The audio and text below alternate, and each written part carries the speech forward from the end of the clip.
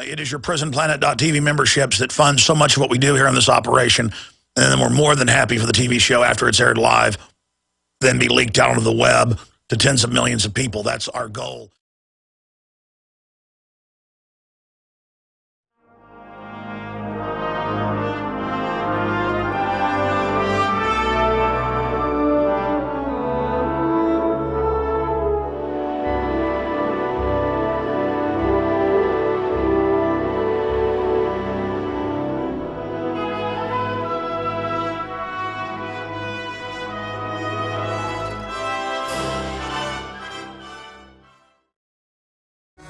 Well, my friends, we've got mass shootings going on around the country, and the usual refrain is ban our guns. Out of 312 million people, you might have 100 people a year, maybe in the worst years, die in what they call a mass shooting. That's above 5 people. And in most cases, it's gang-related. The numbers are less than 20 in crazy man-related stuff. It's gang-related, then it's work-related, then it's crazy people on Prozac.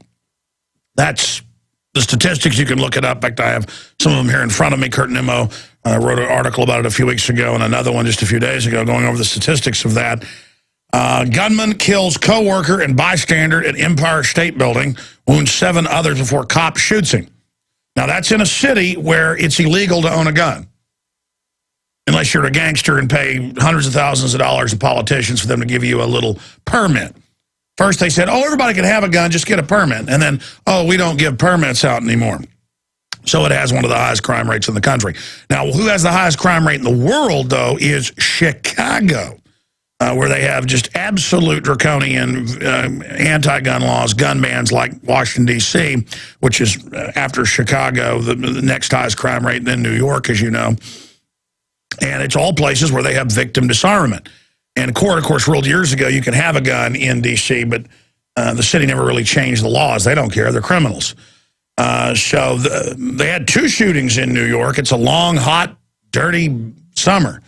You know, a lot of grunge, a lot of people angry, a lot of hot concrete melting through people's shoes and melting into their tempers. And so we also had a shootout over a hot dog stand, over guys fighting over territory over that. Things are getting rough out there in the deep global recession / depression, and you're going to see people fraying at the edges. In fact, in Chicago, 19 people were shot overnight. That's in the Chicago Tribune. Now, that story is hardly in the news, but you would think the end of the world came because the Empire State Building. Oh, my gosh, somebody went and shot a coworker and then threw a fit and shot some more people, injuring them. Thank God they're not dead. And then the cops kill them, and they use him in the number of 2 dead. Speaking of that, the Norway shooter has been found to be sane, is going to be given, 12 to 20 years. My goodness, that guy should be getting life in prison. But that's how this whole system works, where they let violent offenders out and throw the book at nonviolent offenders. That's the liberal way. It's not liberal. It's designed to destroy society. They know exactly what they're doing. It's designed to rot society. But 19 people shot in overnight shootings across Chicago. And, of course, 13 of them wounded over a 30-minute period alone in gang-related attacks and robberies and things. And the government's answer is put more people on welfare and disarm the public and never mention that this is gang warfare. And just have the mayor, the gangster, come out over Chicagoland and call for banning my guns in Texas. Bloomberg does this too in New York. He'll guaranteed come out with a statement like he always does, suing different states, suing gun manufacturers, blaming me in Austin, Texas, blaming you in other parts of the country where we don't live in giant crime-infested warrens. Now, there's a lot of people in New York City, a lot of nice folks in Chicago, but they are mafia-run hell pits where people have 5, 6, 7 locks and they cower with a baseball bat with their family and get raped and robbed. I mean, it's just pathetic. Pathetic. Legalize guns so lawful people, good people can carry guns, and these crime rates will plunge. Instead, you got a bunch of gangbangers and thugs, along with criminal police forces, sucking off everyone, just like the mob bosses like it. It is already Friday, the 24th day of August, 2012. I am your host, Alex Jones, and we're going to be live here for the next 3 hours.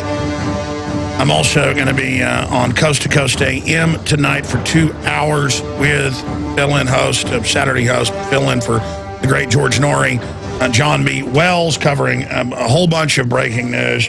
So just putting a plug out at the start here on that front. So much to get into. I want to tell you about the guests that are coming on, the latest mass shootings, just a lot of really amazing, important news that we're going to get to here in just a moment. But I also just want to add that we are going to be breaking down some solutions as well later here on the broadcast with Dr. Peter Glidden, dealing with the medical mafia and how they can be exposed and derailed. We've got John Whitehead, the lawyer for our listener, the Marine, highly decorated, honorably discharged, Brandon Raub, who was released yesterday from a psychiatric facility for saying that 9/11 was an inside job and the Federal Reserve is private. And the psychiatrist came in and told him that was mental illness and that he was going to, quote, brainwash him and forcibly drug him, trying to make him get mad and throw a fit. That didn't work. They did that right before they knew the hearing was coming up. Just amazing inside info from the lawyer, the founder and head of the Rutherford Institute, who I interviewed on the Nightly News last night. He'll have even more breaking news for us. And Mr. Raub will join us first next week, probably Monday, if he's had time to rest after the sleep deprivation and them trying to break him inside the enemy command base. Man, that's what these are. The Soviets used it, the Nazis used it, the Chi-Coms used it, the North Koreans, the special psychiatric wards, and the federal grants they now have to go after veterans specifically. And Paul Watson's got a big article on that front up at Infowars.com. Veteran declared mentally defective, has gun seized.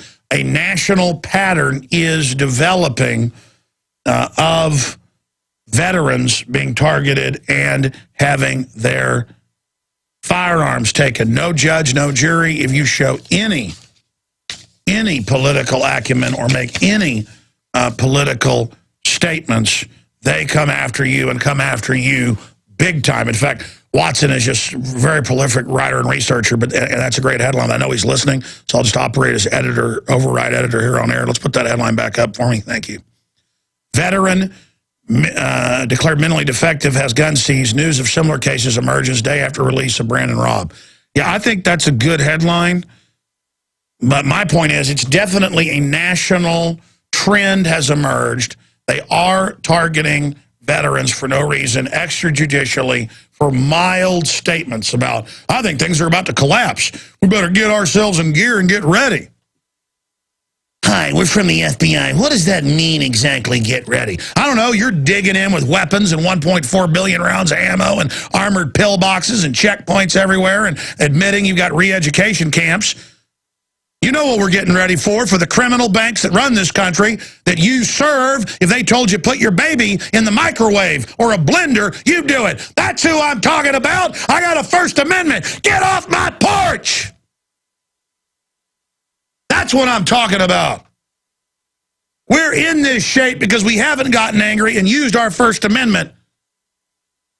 A First Amendment's a weapon. You better get that through your head and use it. Don't apologize for it. Get aggressive. Or this, and you FBI agents and all the rest of you following these stupid orders, you better start saying no. I've seen the ATF video that wasn't supposed to be released where the director's going, we're going to grind down on the people. You better watch it. You don't whistleblow outside this agency. Well, all they do is demote you or fire you if you whistleblow with that group of criminals. This is a narcotics trafficking, murdering mafia. They've been caught doing it. It's in federal court. The ATF is a criminal enterprise going back over 150 years before they were called the ATF. You know about the whiskey rebellions? You know about whiskey taxes? Folks would make their own moonshine and sell it, and the feds would want taxes off of it. That's what the ATF is. The ATF was murdering bounty hunters that would go around robbing families, not just people running stills, but they would go in and just take whatever they wanted at your farm. The ATF is a criminal organization, period. Period. Of course they were involved in Waco, Ruby Ridge. Of course they were running Oklahoma City. Of course they ran fast and furious. Of course they've been caught shipping in thousands of tons of drugs. On record, it comes out in the El Paso Times, Chicago Tribune. None of them get in trouble. You think it's fun to get up here and expose known murdering gang? A pack of criminals? It's got to be done, though, okay?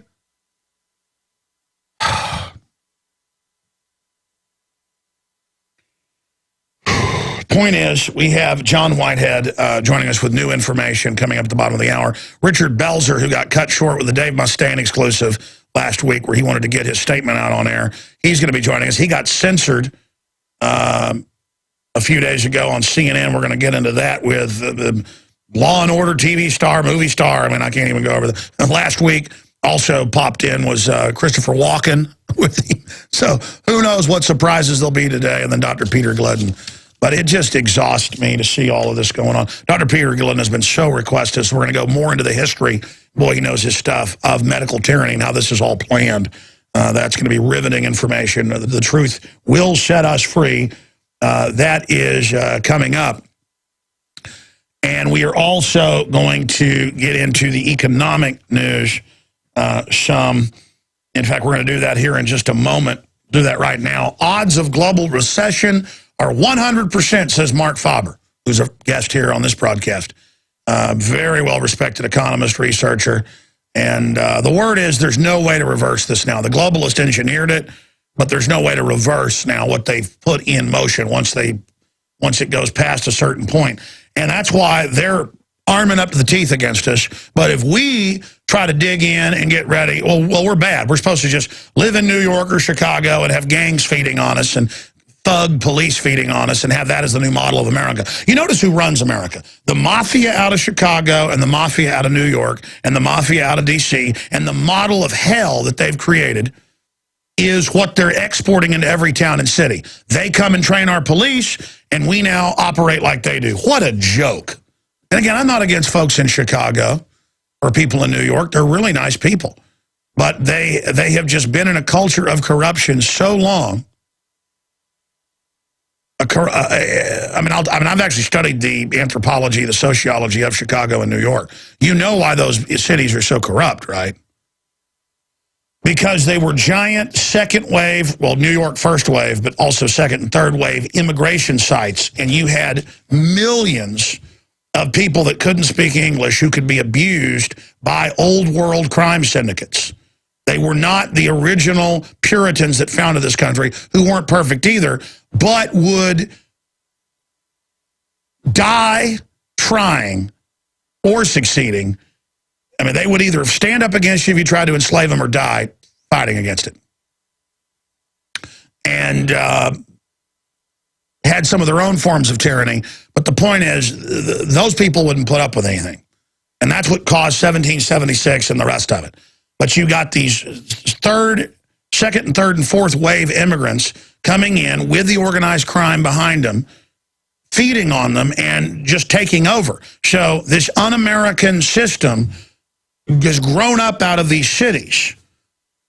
And these were great immigrants from Ireland and Germany and Italy and Romania and all these places. It's just that they came here, Greek, you name it, but with the crime behind them. And this is the system they run of patronage and mafia and control. And I don't like it. And it doesn't fly down here in Texas. I'll tell you that right now. One of the last vestiges of what this country was founded on. And we need to export our ideas against the tyrants, against the thugs and the criminals. And just say, hey, we'll take good old-fashioned private property, liberty, the family, freedom. Men are men, women are women. And we're not going to be bossed around by your political correctness. We're not going to be told what we better do. And you know what? You want to fight, you got one. How's that sound? You want to fight, you got one, okay? We're not here to be run over, and we're not backing down, and whatever happens, happens. We're all in. How do you like that, scum? And we're going to call you out 100%. We're done. We're done, dirtbag criminals. We're done. We're not intimidated. We're not scared. And you know it. You know it. So you go ahead and start your fights so we have the moral authority. And when you bomb stuff and try to blame it on us, we're going to expose it's you. We're going to get you, and you know it. You're all going to jail like Bernie Madoff and Ken Lay. You bit off more than you can chew, and you could feel it all collapsing underneath you, can't you? Go ahead and buy another 1.4 billion bullets. Go ahead, blow up another federal building and blame it on us. It isn't going to fly. Go ahead and shut the internet off. Go ahead, pull it all. Bust a cap in the Patriot leadership. Oh, that'll make us 1,000 times stronger. You are going down. I know it. And you just better hope all the churches, your only hope is the devil's right hand, these 501c3 churches and synagogues of Satan. Your only hope is those 501c3s telling everybody submit to tyranny, submit to evil, and do whatever you're told. The only hope you've got is the devil's right hand. And the devil's right hand isn't a gun. The devil's right hand isn't a sword. The devil's right hand are these churches. I mean, I tell you, folks, I've been to a bunch of them. They're all 100% Ford Foundation, world government, do whatever you're told. You know, get ready for bad things, and you do what you're told. That's what Jesus did. No, that's not what the prophets and Christ and all of them did. They said no to the evil. They now preach in every major church that the Christians were wrong to be thrown to the lions and should have bowed down to the other gods. I mean, folks, these churches are literal. You want to go to a satanic church? Go to a major mainline Christian church. You're in a church of Satan. We are back live, introduced there by Johnny Cash. Thank you, Johnny. Well, my goodness gracious, let me tell you. Coming up, we got the head of the Rutherford Institute with the latest on what's sweeping the country. The FBI and police showing up, arresting veterans, not even arresting them, saying come outside, grabbing them with an involuntary commitment, or not even getting the commitment, just tricking them to go to a psychiatric facility where then a high priest of evil, one of these government psychiatrists, says, you are mentally ill. And it's unbelievable what he was saying to Mr. Raub, we've now discovered. They were saying, so you think the Federal Reserve's private mental illness? So you don't like the New World Order? That doesn't exist. And the head psychiatrist told him, we're going to brainwash you and force medicate you. You belong to us. And the head of the Rutherford Institute agreed with me, his constitutional lawyer, eminent, said that, yeah, that was to terrorize him and make him freak out. That's what they do. They get you and go, you're in our dungeon now. Knowing that an average man's like, you piece of trash, I haven't done anything wrong. Oh, you're mentally ill. I've got you now. I like lobotomizing soldiers. That's my favorite. So, this is my kingdom here in the mental institution. Let me tell you. The number one profession for the most committed nuts, real nuts, is psychiatrist. Most of them get into it because they're crazier than a you-know-what house rat, to use an old saying. Just amazing. And I mean, psychiatrists will tell you that most of them are complete lunatics on power trips. Dr. Steve Pachinik, Harvard-educated psychiatrist, will tell you that. They are nuttier than Toucan Sam from Fruit Loops. And he's pretty darn nutty, isn't he? And this is the new system. They've got all in their DSRM psychological evaluation book now, over 200 different disorders where you don't like authority, or you don't like people spying on you, or you don't like people running your life. Oh, Alex Jones is paranoid. He thinks that the government's spying on him. Headline, NSA spying on everyone. CIA director, we're watching everything you're doing through your appliances. Major public schools from California to Pennsylvania are watching children over laptops at home. In the showers as well. The cameras are being installed. Oh, but everything's fine. Harvard study, Chinese government study, fluoride, massive bone cancer, stomach cancer, pancreatic cancer, brain cancer, massive loss of IQ, brain damage, all sorts of mental problems, narcolepsy. But, Crazy people. I watch cartoons for kids. People send me the clips, or I see it in movies where they go, yeah, he's a child murderer. He also believes the government's putting fluoride in the water to hurt him. I mean, these cop shows on TV. Yeah, we dug up 5 bodies. He's a killer. Horrible scum, torturing children. He also believed the government was evil. Oh, really? I mean, just pure programming that if you're awake, you're evil. And people sit there and watch the television set, and they think if you're awake and animated and smart and have the fires of liberty in your mind, you're strange. You're supposed to be some drooling zombie shuffling around watching sports all day, or if you're a woman, primping all day, obsessing over what you look like. Instead of absolute life going on all around us, incredible hundreds of billions of galaxies, star systems, incredible beauty everywhere, creativity, the dynamic human spirit, and these globalists sit here telling us we're trash, and we're garbage, and we're failures, and we're ugly, so that we will give up our birthright of liberty and freedom and creatures made in the image of the Creator. Ourselves, little creators. What we envision, we can later build. We are incredible. And it's only when you recognize we're amazing that you can reach for the stars and get out of the muck, because for as good as we are just as wicked and horrible. Absolutely just as dark as the blackest pits of hell. Now, they tell you you're trash, so go ahead, go ahead and get into evil. There's no such thing as good. There's no such thing. And if you criticize it, there's no good or evil. If you criticize the government torturing children in Abu Ghraib, you're anti-American. Think about that statement. Oh, it's tough to torture people. Yeah, they're torturing them for that trial for 9/11. Good, I think they ought to. Oh, really? You want the precedent set for U.S. citizens to be tortured so they can then give a fake confession? You really think that's a good idea? We'll be right back. Stay with us. Okay, a couple program notes, and then I'll hit several news stories that are coming up, and then we are going to our guest, the lawyer, the founder of the Rutherford Institute, who helped carry out a little bit of justice and get a honorably discharged, no criminal record, no mental history Marine out of the mental institution because he said the Federal Reserve was private. Oh, that turns out we're now learning that was the big no. Oh, no, that's not private. The police are coming. So we're going to be getting into some of that. Kurt Nimmo has an article breaking that down. Brandon Raub, persecuted for telling the truth about the Federal Reserve. So there you have it. And he said 9/11 was an inside job, an even bigger crime. I mean, I've seen national polls where 68% question the official story.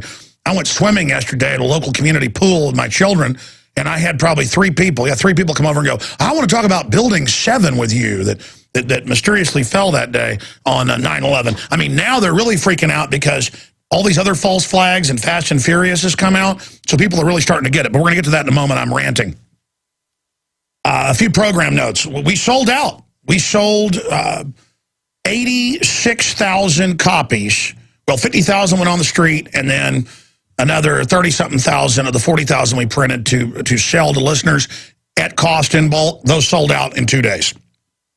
We've held back 4,000 because in a month or so we're going to start subscriptions so you can have that first issue and then 12 issues forward of the new Infowars magazine. But there's still a way to get it. Every day, we're just going to keep sending it out in the news alert blast that goes out in the afternoon with articles and breaking news. Sign up at Infowars.com/newsletter.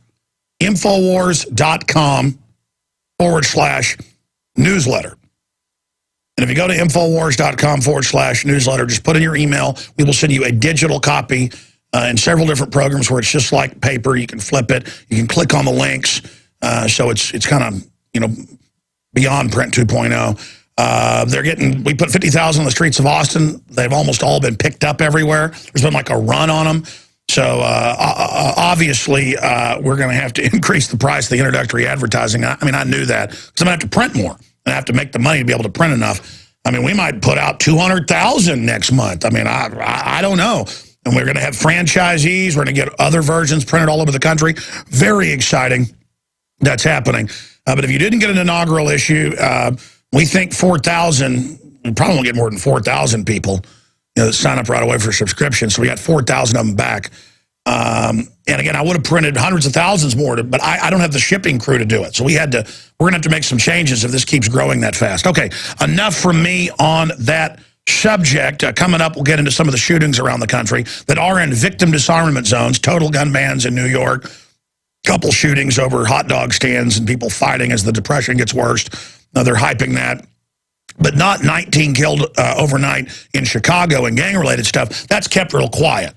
But they want to hype up the other thing so Bloomberg can sue people for their guns. Now, we're going to the founder back in the 80s of one of the preeminent civil rights groups out there that across the board, he writes for LouRockwell.com as well, whether you're conservative, liberal, libertarian, constitutionalist, socialist, devil worshiper, I mean, I guess everything, he will support your rights, and his group of lawyers will. John Whitehead joined us last night with some chilling info. I want him to recap. He went in before the judge, pointed out that Mr. Raub was completely cogent and didn't do anything wrong. This is a dangerous precedent. We've now learned it's a national thing that's happening all over. Talk show hosts we've had on are being grabbed and taken and having their guns taken for saying, man, the economy's collapsing, I'm buying more guns. I mean, this is how the Soviet Union did it. It's very chilling. Brandon Raub persecuted again, and the head of the Rutherford Institute went in there yesterday, got him out. The judge, repudiated what they'd done. But there's not that many good judges like this. So to give us the latest update, but also recap what's happened, the chilling behavior of the psychiatrist, the family planning to sue, which is important so that the tyrants don't set precedents to get away with this, joins us now. John Whitehead, good to have you on with us. Hey, thank you, sir. Okay, recap of the case for new listeners that may have missed it, and then what happened with the judge, and then the latest info you've gotten. By the way, you were talking about psychiatrists. I have a psychologist friend who came in my office the other day. He was visiting me, and he says, you know something, Whitehead, you have a psychological disorder. I said, well, I've heard that before. I said, which one is this? He said, ODD. And I said, what is ODD? He said, oppositional defiant disorder. That's actually a disorder in the psychiatric dictionary. So it's considered, if you defy authority, that's automatically considered a psychological disorder. So you're correct. Wow. But anyway, Brandon Raub, he's actually arrived at home. He was released yesterday. As people know the story, last Thursday, the police arrived at his home, said he committed no crime, but he had done some Facebook posts. They arrested him in his shorts, shoved him in the police car, took him to the police station, turned him over to a mental institution, and he was there approximately a week, and we got a judge yesterday to say there was no factual basis to keep him in the institution. He was to be released immediately. And I just had a reporter call me from that county. He says, John, we just discovered there was 20 other people in this county alone that were arrested like that just this month. So, and this is happening all over the country. In Virginia alone, over 20,000 people are civilly committed each year in Virginia alone like this. So the thing was, and I say it here, and it's important for people who really love their country and want freedom, what his mom did was great. She got out on Facebook and the internet and started screaming about this. We were alerted and we got involved. But without that, folks, I think there are a lot of people in America disappearing. But what I'm hearing from the veterans groups is there are a lot of veterans. Oh, absolutely. Let me stop you, because we could open the phones up now and load them with veterans that have been grabbed for no reason. I mean, if they say, I hate Obama, he's a piece of garbage, or I hate this, they show up, the Secret Service have them fired, and then they're grabbed and taken away. Some of them never come back. Others, they take their guns. This is a new creeping authoritarian disappearance thing that is happening, and you just blew me away. This is amazing. You got called by a reporter. Please give us details, because we're going to write a story about this. And I know you've also been writing articles and press releases there on your site. We're going to give that out in a moment. But this is going to be big national news, I would imagine. Now the Drudge Report will probably want to look at this. I mean, this is a big deal. You're saying in one county. In Virginia, the county where he was arrested and taken away, the reporter said, we were surprised. We checked into it. 20 people just this month have been taken away like that in Chesterfield County, Virginia. That's what the reporter told me. He said, this is pretty freaky stuff. And I said, that's right.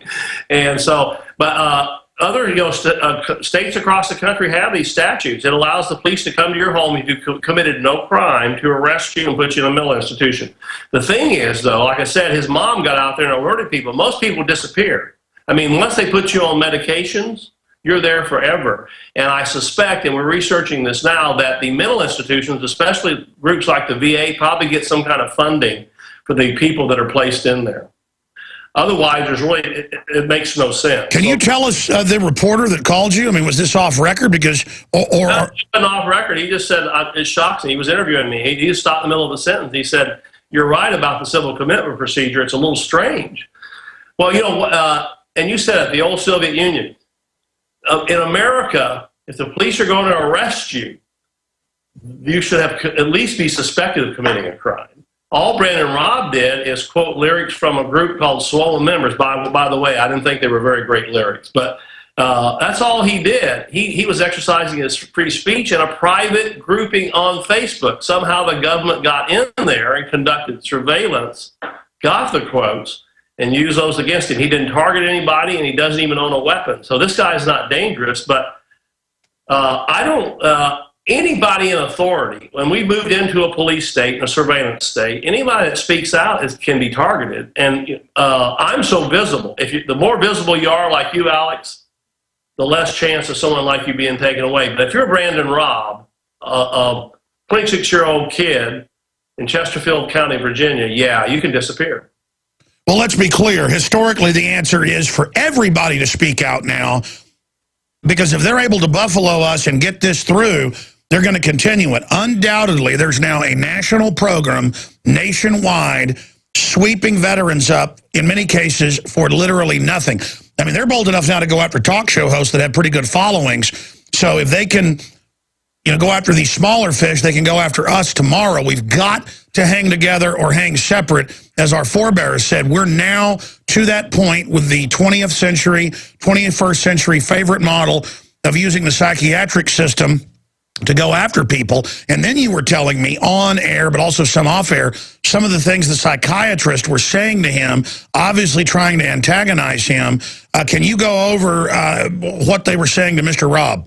Well, Brandon called me yesterday. This is before we got the court order.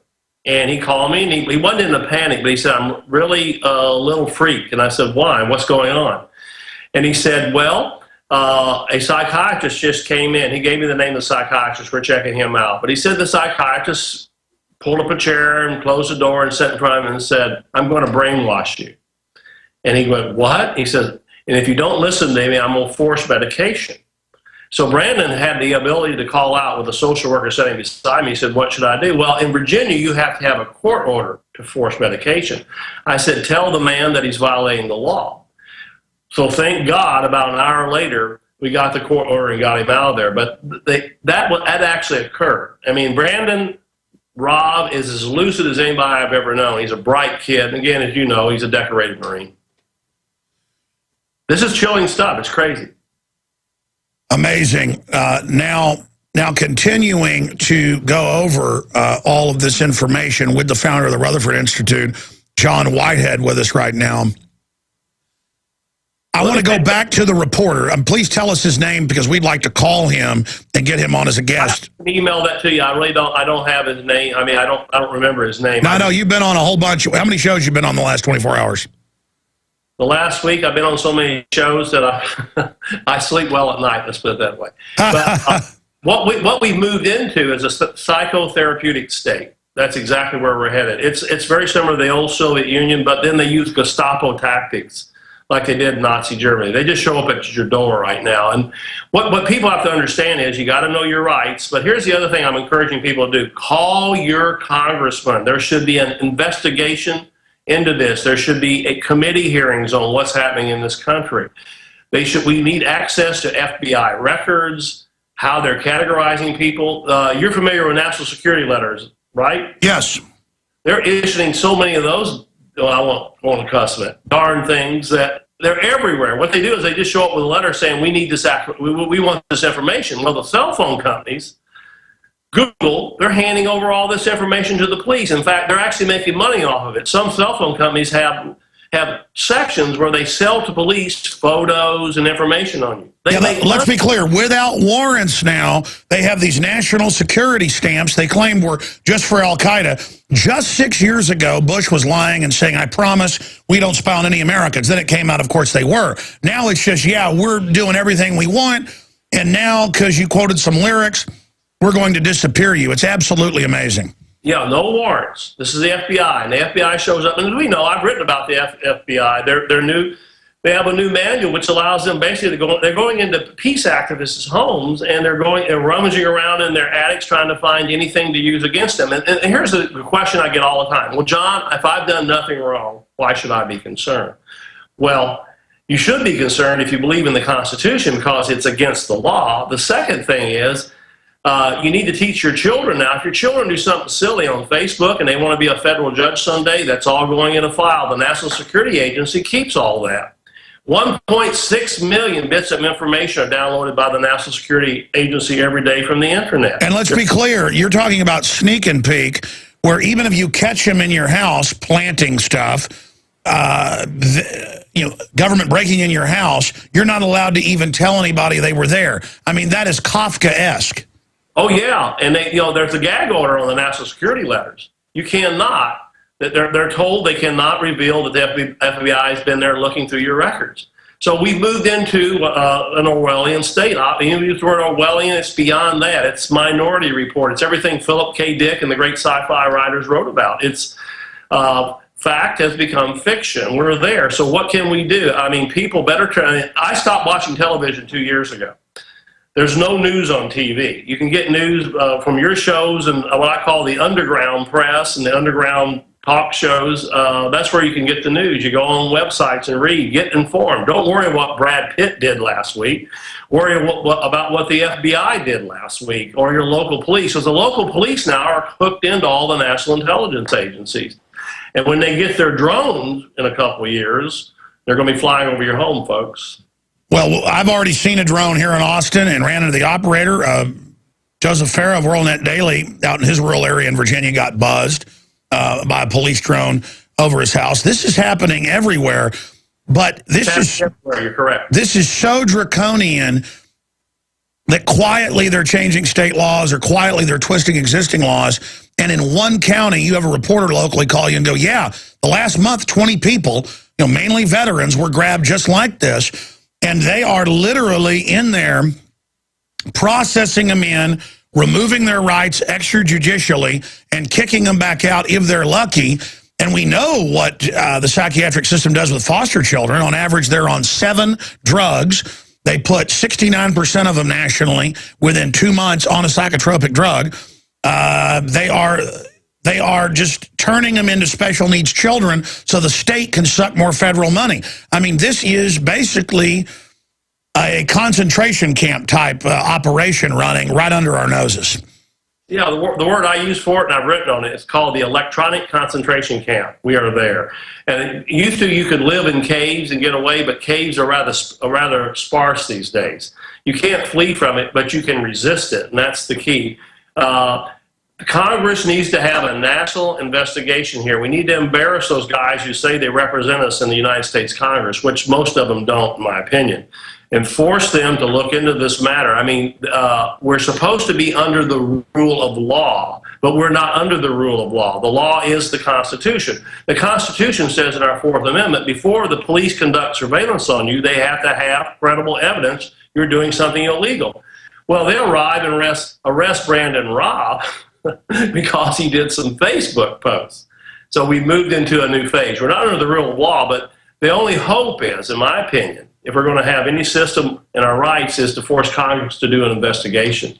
And that's going to take it's going to take some picketing. It's veteran groups, by the way, have called me. They're going to do some national picketing on this issue. That's a good thing to do. Martin Luther King is a great example. He forced someone to write a law to protect black people. We need to force them to write a law to protect average Americans now. That's right. And expanding on this, we're going to come back in a final segment. I want to find out how Mr. Raub is doing. I've also discovered he was a daily listener before this happened. They're persecuting so many of our listeners. The answer is don't let them intimidate you. Everyone needs to step forward to say, I'm Brandon Raub. I'm Spartacus. If you don't know about that, famous film based on true story, composite of it, the slave revolt in southern Rome of gladiators, they're looking for Spartacus to kill him, and he's really already dead. But the point is, everybody starts stepping forward saying, I'm Spartacus. No, I'm Spartacus. We're all Brandon Raub. Okay, we're talking to John Whitehead, the founder of the Rutherford Institute. And I want to get him on for a full hour once this big media blitz has subsided, to go into just the overall attacks across the board on our freedoms, because I'm always amazed reading his writings and having him on as a guest yesterday, just how informed he is, because I'm immersed in this stuff, and he's right there, with me or even beyond in researching this. It's so giant. I mean, here's an example. 10 years ago, it was in the USA Today, that when you call and order a pizza with major chains, they run you through a background to see if there's warrants and get paid upwards of 25% for your arrest, conviction, all the rest of it. I mean, that's why a lady goes into Victoria's Secret and they swipe her credit card and it runs through that she's got a warrant for driving infractions, and they arrest her and taser her daughter at the mall. No one's telling you that you're in a total surveillance state. It's incredible. And John W. Whitehead is helping expose it, Rutherford.org, Rutherford.org. In fact, I want to tell my crew, I want to start taking their press releases and posting them at Infowars.com, because I was reading some of these last night. Every one of these is just a really good, deep, informative, but easy to read article. So we're very excited about him fighting for our liberty, and our listeners helping burrow out exactly what's happening, exactly what's going on, because this is a big secret war against veterans now coming out in the open. I have a national media actually listening right now, a publication. Can you recap again just basically what the local reporter told you? Because I have a national newspaper listening right now.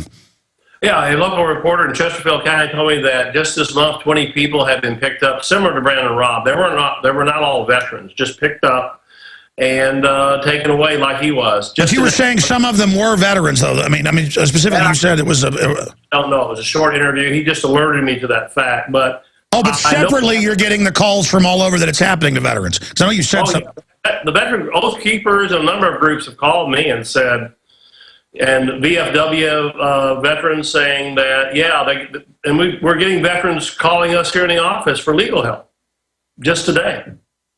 Wow. Something about veterans. But, the Department of Homeland Security released those extremist memos. Veterans were listed as extremists by the Department of Homeland Security.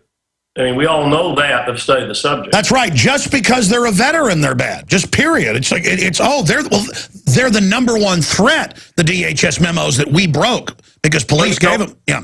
People that oppose abortion were listed in that. So, I mean, anybody that opposes governmental, it's the same thing I opened the show with. Oppositional defiant disorder. Anybody that defies authority is considered psychotic. Essentially. Anybody who's a man and can't be run over, they're scared. The criminals that have hijacked this country are scared to death of the veterans, period. They want to use the troops against us with the Inde Posse Comitatus, but it's a double-edged sword. They know it cuts both ways. They saw what happened to Hitler and Ceausescu. Well, Thomas Jefferson and Thomas Paine would have been put away in civil commitment by the British. That's my opinion.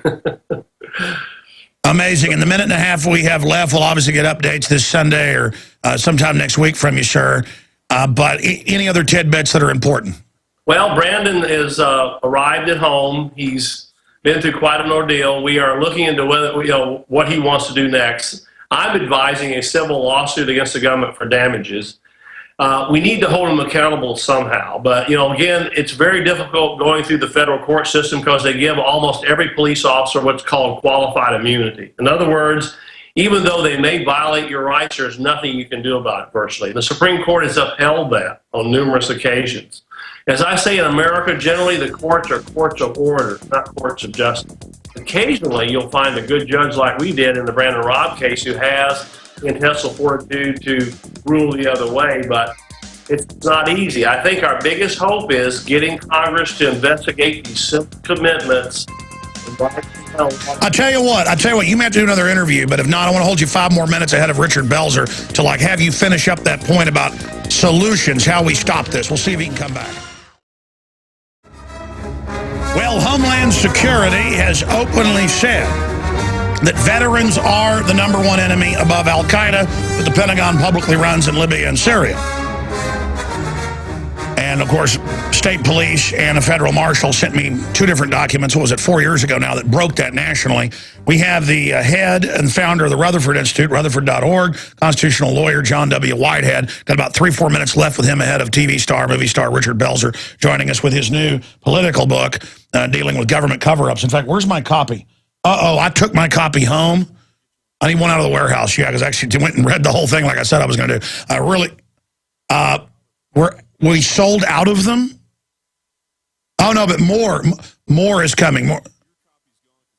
Okay. Well, it's okay. The point is he's coming on with us to talk about his new book. Just in like 3 minutes finishing up here, John, you were getting into solutions and ways to fight back for those that just joined us. They're now all over the country grabbing veterans. The police and FBI are, for no reason, talk show hosts as well, and dragging them off to mental institutions if they criticize government basically in any way. This is Soviet Union. I mean, they should all be arrested. I mean, it's just we've gotten so accustomed to this. How do we fight back? Well, like I said, people, you need to call your congressman. We need a national investigation. They need to form a subcommittee. We need a law protecting us against what's called civil commitment. This is what happened to Brandon Raub.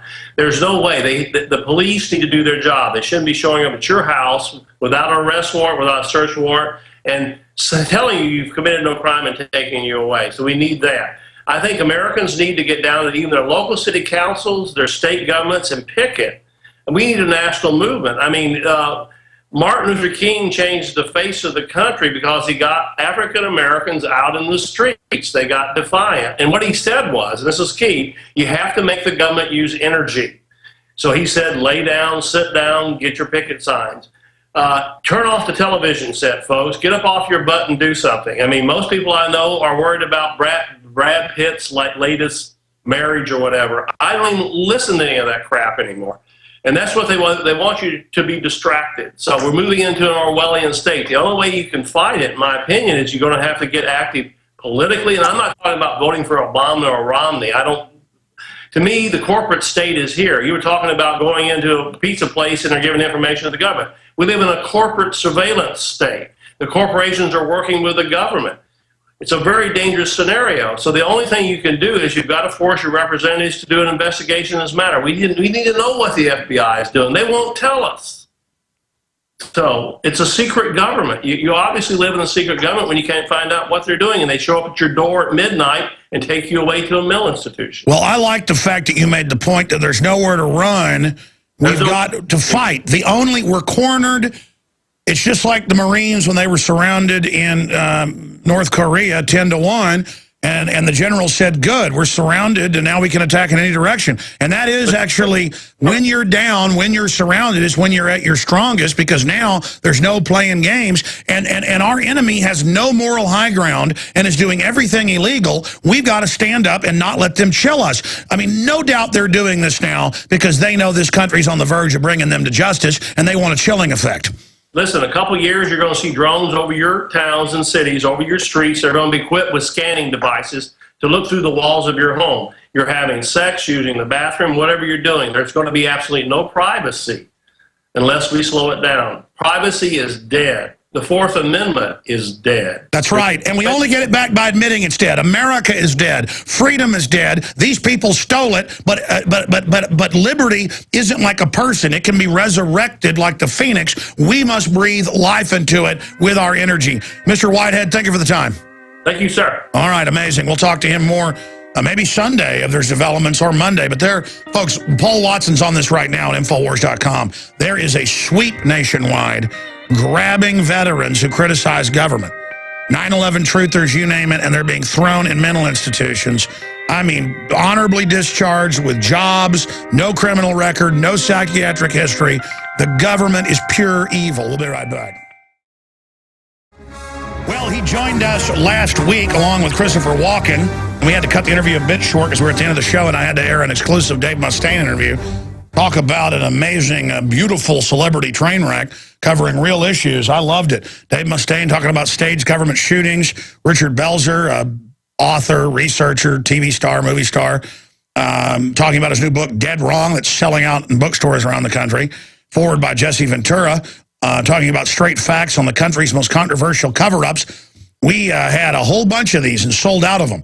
We have a truckload of them coming to us right now, so it's still in the shopping cart, but Dead Wrong did sell out. I did read the whole book. I'd only read part of it by the time Richard got on. Amazing. It just covers scores of admitted cover-ups with documents and photos and murders of people and how they frame patsies. This is exciting. And he got censored when he was basically kicked off, I guess, whenever he was on, the guy with the phone hacking scandal from England that's on CNN that nobody watches. The point is, he was on Piers Morgan's show. And he's on with us now. We're trying to get his video Skype turned on. If he can't do it, it's not a big deal. We'll go with his image. And, of course, I don't know if Christopher Walken's going to show up and sit in his lap again. They're comedians, and a lot of the 14-year-olds on YouTube had a lot of fun with that. That's very, very interesting. But we're gonna talk about a lot of serious issues with Richard Belzer here today. By the way, you know that in the gun-free victim disarmament zone of New York, somebody in a employment dispute shot someone, and now Bloomberg's having to admit it looks like the cop shot the other 7 people, including the shooter, in their adrenaline-fueled rush. They'll probably charge the people for assaulting them. When the cops beat you with a baton now in many cities, if you raise your hand to block it or even curl up in a ball, that's resisting. And I think all 7 people the cops shot, I think all of them should be charged with assaulting the police officer's bullet. Because now, I'm not joking, when a police dog attacks you and bites you, if you kick it back or anything, that's assault on an officer. Even though the statutes don't say it, the juries don't know. They're going to send you to prison. You think I'm joking? Look it up. So I think they should charge, kind of like when Cheney shot that Austin lawyer and with a shotgun here in Texas, and the man apologized to Cheney, even though he was behind Cheney and Cheney was in the wrong. I think in the spirit of North Korea and worshiping big government, I think that they should all apologize. They should all apologize immediately to the police for being shot, and they should all be arrested. And they should be guillotined by the government without a trial. I mean, we're getting rid of trials anyways. They should be sent to mental institutions on the moon. Of course, I'm being a little sarcastic here with some satire, but this is very, very, very, very serious and dark straits that we're in. 19 people shot in the victim disarmament zone of Chicago last night as well. So we've got big reports on all of those fronts coming up here in just a moment. And guys, I'm going to make an executive call here. Let's just put Richard Belzer up with audio here. We're gonna sing the night away here and just kind of run into that wall. All righty, ladies and gentlemen. Again, Alex Jones here on the syndicated worldwide transmission. And we are joined by, again, after last week's incredible visit, Richard Belzer with David Wayne, afterward by Jesse Ventura, Dead Wrong, Straight Facts on the country's most controversial cover-ups. And I just want to thank you for the great interview last week. I didn't even introduce you properly, but everybody knows who you are, TV show host and, star of television, film, you name it, now an author. But to have Christopher Walken pop in, that was amazing. Oh, yeah. Well, it was funny because you were trying to ask him about his worldview, and he's one of the few, he's the only person I know on the planet who's really off the grid. People say they're off the grid. He's not on a Google map. I hope that doesn't make them look for him, but no, he's maybe the coolest guy I know, and I know a lot of cool people, including you. Alex, by the way, thank you. After I did your show last week, my book just took off, and I'm so grateful because I feel a civic responsibility on this book, not just, that it's a book. But I would imagine the fact that you did a bunch of other interviews in CNN helped it as well. But we do have an audience that's hungry for this type of info, and they did snap up all our copies in a matter of hours. Wow, that's great. Thank you, Alex. We got to continue this fight.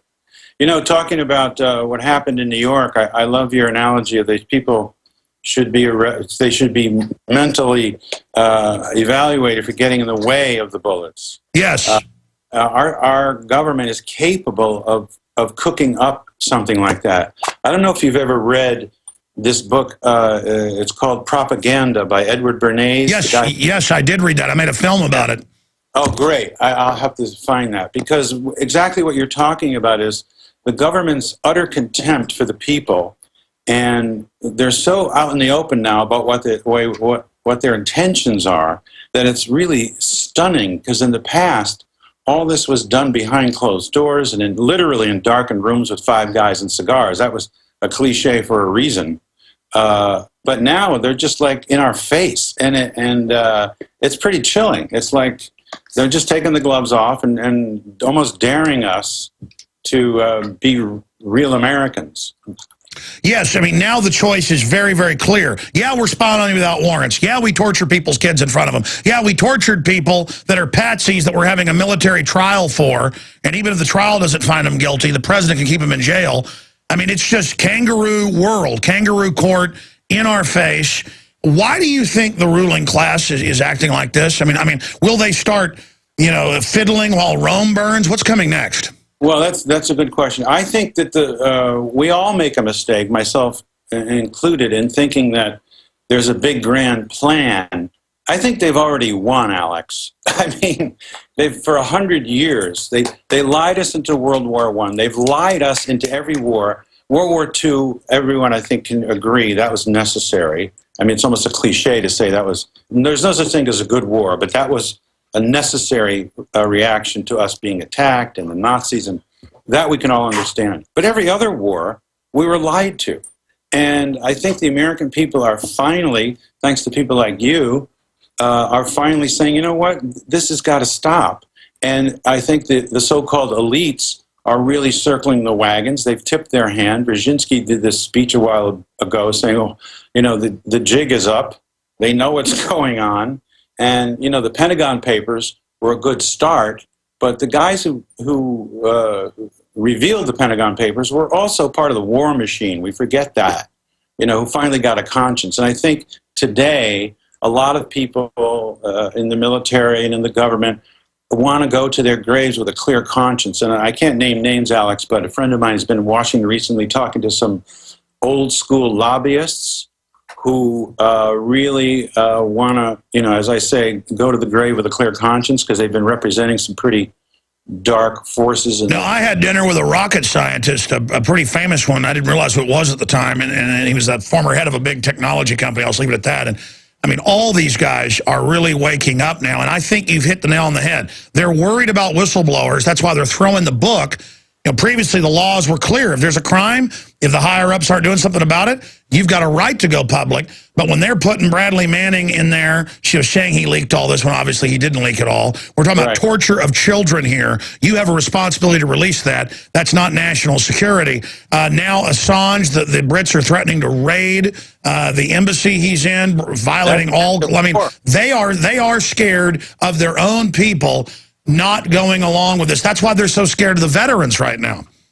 Well, yeah, the demonization of the veterans is that I'm working with the VA now with a couple of organizations. Actually, Law and Order, my show, we're going to do an episode about PTSD and what a mountain of paperwork these kids have to go through when they come back after they're wounded, how we forget about them and how we demonize them. And, the Sikh shooting was a good example of saying, oh, he's a vet and maybe has PTSD. Well, Alex, PTSD is not a violent disease. I am sick of demonizing all vets when 1 or 2 out of a population, like you said before, what are there, 330 million Americans? One guy shoots someone. There's more than 30 million vets right now.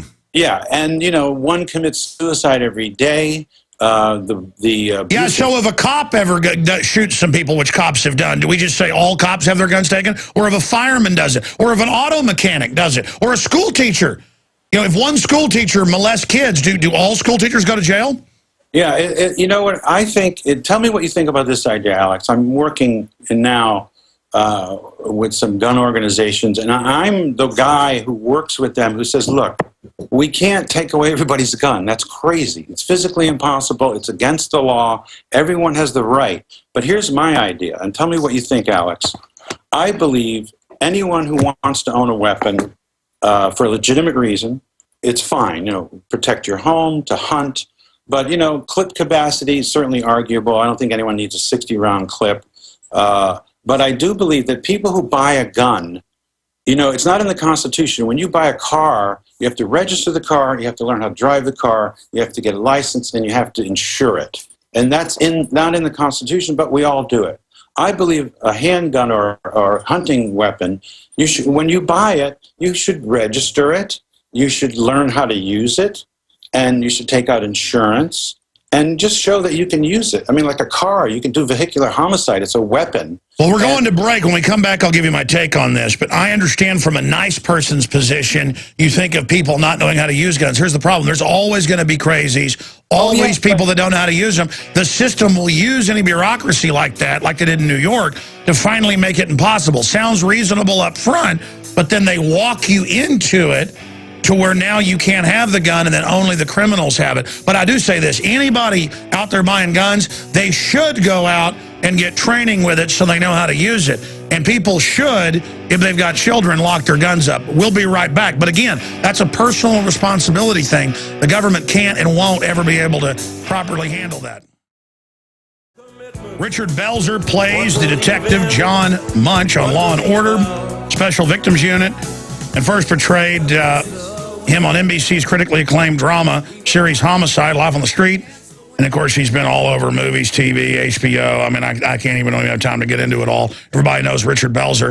And I want to get into his book because we were just talking about JFK, RFK, Marilyn Monroe, a little bit about Martin Luther King, where they all had patsies, folks, or claim people died, of an overdose when they killed them. But the book gets into so many other things. I mean, that's why I like this kind of book, is because it's just little factoids and giblets and just data. I mean, it's more almost like a court case or something, just putting the shadow state on trial. And I don't want to get off into gun debates with people. I know there are well-meaning folks. We're not debating, Alex. No, but I'm saying, on the same page. I'm saying I respect your view. I mean, I respect what you're saying, and I understand it. There's going to be excesses and bad things with freedom. But as Thomas Jefferson said, we're not going to be transported to total liberty on a bed of feathers here. Exactly. There's going to be bad things on both sides. I just want freedom. I don't trust the government, so I just say Wild Wild West. Go ahead. Yeah, no, I'm here. But I think we're on the same page. And you were talking about my book. It was interesting the other night on CNN. We started talking about, the interview started off really great. And then, somebody, I guess, with his earpiece said, ask him about the moon. They wanted to goad me into being defensive or saying I didn't believe we landed on the moon. You know what I mean? That's what they do to us. They try to marginalize us by leaking in these, the crazier stuff.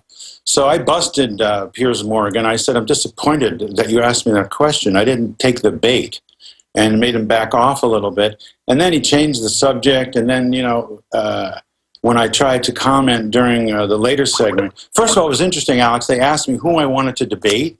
And I said, I don't want to debate anyone. Let Piers interview me for 30 minutes. They said, no, he'll interview you for 15, but we want to have you debate someone. I said, I'll have a discussion. So they said, and I knew they wanted to have someone who they consider opposite of me, but I'm very unpredictable politically. So I said, my friend P.J. O'Rourke, who's one of the smartest, funniest conservatives I know, is an old friend, and we never get shrill. We disagree, but we're buddies. So he was on, and they kind of wouldn't let me in on that part of it. And a lot of people, I didn't realize at the time, said I was censored. And when I look at it now, I believe there was something going on. And as you know, Alex, the Psy warriors from Fort Detrick used to go, and probably still do, go to CNN and write the news. Yeah, that came out in the Washington Post 12 years ago, and it's still going on. CNN, as you mentioned in the last interview, people can go to YouTube and watch it. They always try to pull it down, but people put it right back up. Right. Doing fake nerve gas attacks on Israel, and they're at CNN Center in Atlanta with fake palm trees and fake wind machines, and in between the ads, the international satellite feed was able to record it. I mean, this is a joke. Dan Rather has done that, and Cokie Roberts was busted for standing in front of a green screen pretending she was somewhere else. Dan Rather has done that more than once. And do you remember when they were practicing a story before the event happened? I believe it was Rather or someone was talking about an incident, yes, and it was a rehearsal. So I mean, who are they kidding? It's right there. Well, that's like Lee Harvey Oswald in some of the Eastern papers. What was it, New Zealand and Thailand and some others? Yeah, that stuff 10 minutes, which was really creepy. Fletcher Prouty was in New Zealand. He picked up a newspaper and saw all this stuff about Oswald and went, "Excuse me?" But we prove in our book, we're the first authors, I'm proud to say, that prove irrevocably that Oswald was part of a fake defector program where they sent 18 or 19 people that they recruited from the Marines to pretend they were defecting and go to Russia, to spy. But the Russians were hip enough. I think they knew every single one of them. And they let Oswald in. They knew who he was. They gave him a job at a radio station, a radio factory, a cool corner apartment. He marries the daughter of a KGB. He gets out of there real easy. But we proved that he was a part of the fake defector program. So I'll tell you what, long segment coming up. Let's come back and let's run through your favorite parts of the book that really reveal what's going on. Because, again, folks, it is a page turner. You need to get it. It's available at Infowars.com. The truck from Minnesota where they were printed is almost here, but you can find it in bookstores everywhere. Dead Wrong, available at InfoWarsShop.com. Richard Belzer, TV and movie star, is our guest. Wow, we got Richard Belzer on the show, author of Dead Wrong, available in bookstores everywhere. And I was reading that it's selling out in many places, sold out in our office. But the book is available. I guess it's going to get here Monday, so you can order now at InfoWarsShop.com. That way you support Richard, the First Amendment, and us. But that's not what this is about. Richard, I'm not just, sitting here kissing your hind end or anything, but I respect people who are in Hollywood who come out and, say on CNN, both parties are controlled. They're both driving us off the cliff. We're in trouble. The government killed JFK, things like that. Because it does take a lot of courage. I mean, I know probably a lot more people than I do in Hollywood media, but most of them are quite frankly wise of what's going on. They're very informed. What you call conspiracies, hotter than a pistol in Los Angeles, and it has been for decades. But these people have been slapped down when they go public with controversial things, and I think people like you are hitting the barbed wire. And so that's why none of us agree with each other on everything, but I just respect the guts. It's like that line from Full Metal Jacket, Private Joker, silly and ignorant, but he's got guts, and guts is enough. I'm silly on a lot of fronts to other people's perspectives, but the point is we all agree that we've got shadowy corporate interests that can do whatever they want, that are monopolistic, shutting down our society. And we've got to get the left, right, center, like you said, outside that paradigm together to say, we got a problem. Exactly. It's a oligarchy, literally. This country, it used to be a cliche. I was laughed out of the room. I've been railing about this stuff since the 60s, and I've been marginalized. I've lost jobs. Certain radio stations wouldn't have me on. And this is in the 80s, and the 70s.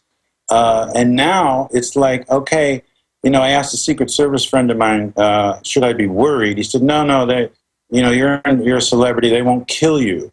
But, what he meant was they do kill people, but they won't kill you. It's like, whoa. It's like, so I feel, as I keep saying, a civic responsibility to get this stuff out because, as you know from the sales from your website, people want this information. Americans are intuitively very sharp. They're isolationists. They don't want to be in wars. They want to have, their privacy protected. I mean, we're all on the same page. We all want clean air and health care. Just quickly, I live in France part of the year. Actually, I'm there now. It's one of my dogs squeaking. Honey? That's okay, bro. I got 4 dogs. That makes me think I'm at home. My wife calls them mice, even though one of them is a black lab. She says, we're infested with mice. Yes.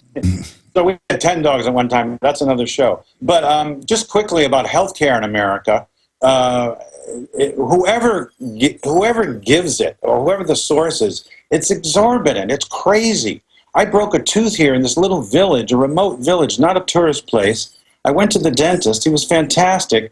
He gave me a root canal, a temporary cap, shots, x-rays, 132 euros, man. In America, it would be like $3,000. I mean, anyway. Let's get back to my book, because you mentioned that we talked about the big cases, Dr. King. I don't know if I mentioned on your show, but a jury a civil jury in 1999 in Tennessee found that the government was involved in a conspiracy to murder Dr. King. Oh, yeah, we've had the lawyer on who proved all that. I mean, it's a fact that James Earl Ray was set up. Yeah, and it's not generally known. And when I tell people that, they think I'm crazy. But now, you know, it's there. It's out there. That's why I keep saying I'm proud of this book. It's in the history section. But you know what's really wild is the Vince Foster case, which we didn't talk about last time, I don't think. There are literally so many dramatic inconsistencies in the crime scene. Evidence, you know, of Foster's death is even hard to prioritize them. Let me just give you a few highlights. The gun found in his hand was not responsible for his wounds. We have a picture in our book of him him on the ground with a gun in his hand. There's a shot, color photo. He's holding a .32 black gun, which, as we all know, is the drop gun that cops and killers use, made of parts of other guns. That was in his right hand, but they said he was killed by a silver antique pistol. And we have a photo of the weapon. The gun had fingerprints on it, but they weren't Vince Foster's. The gun was the type used by professional killers, as I said, not traceable, pieced together from parts of different guns. His GSR markings, the gunpowder burns, were defensive, like he was protecting himself, the poor guy. It's like, well, they shot him in his office. They came and carpet cleaned it and scrubbed it, didn't tell anybody about it. Yeah, but he had carpet fibers on him. He had, pardon not to be disrespectful, but a giant amount of semen in his underwear, which shows that he had sex right before he was murdered.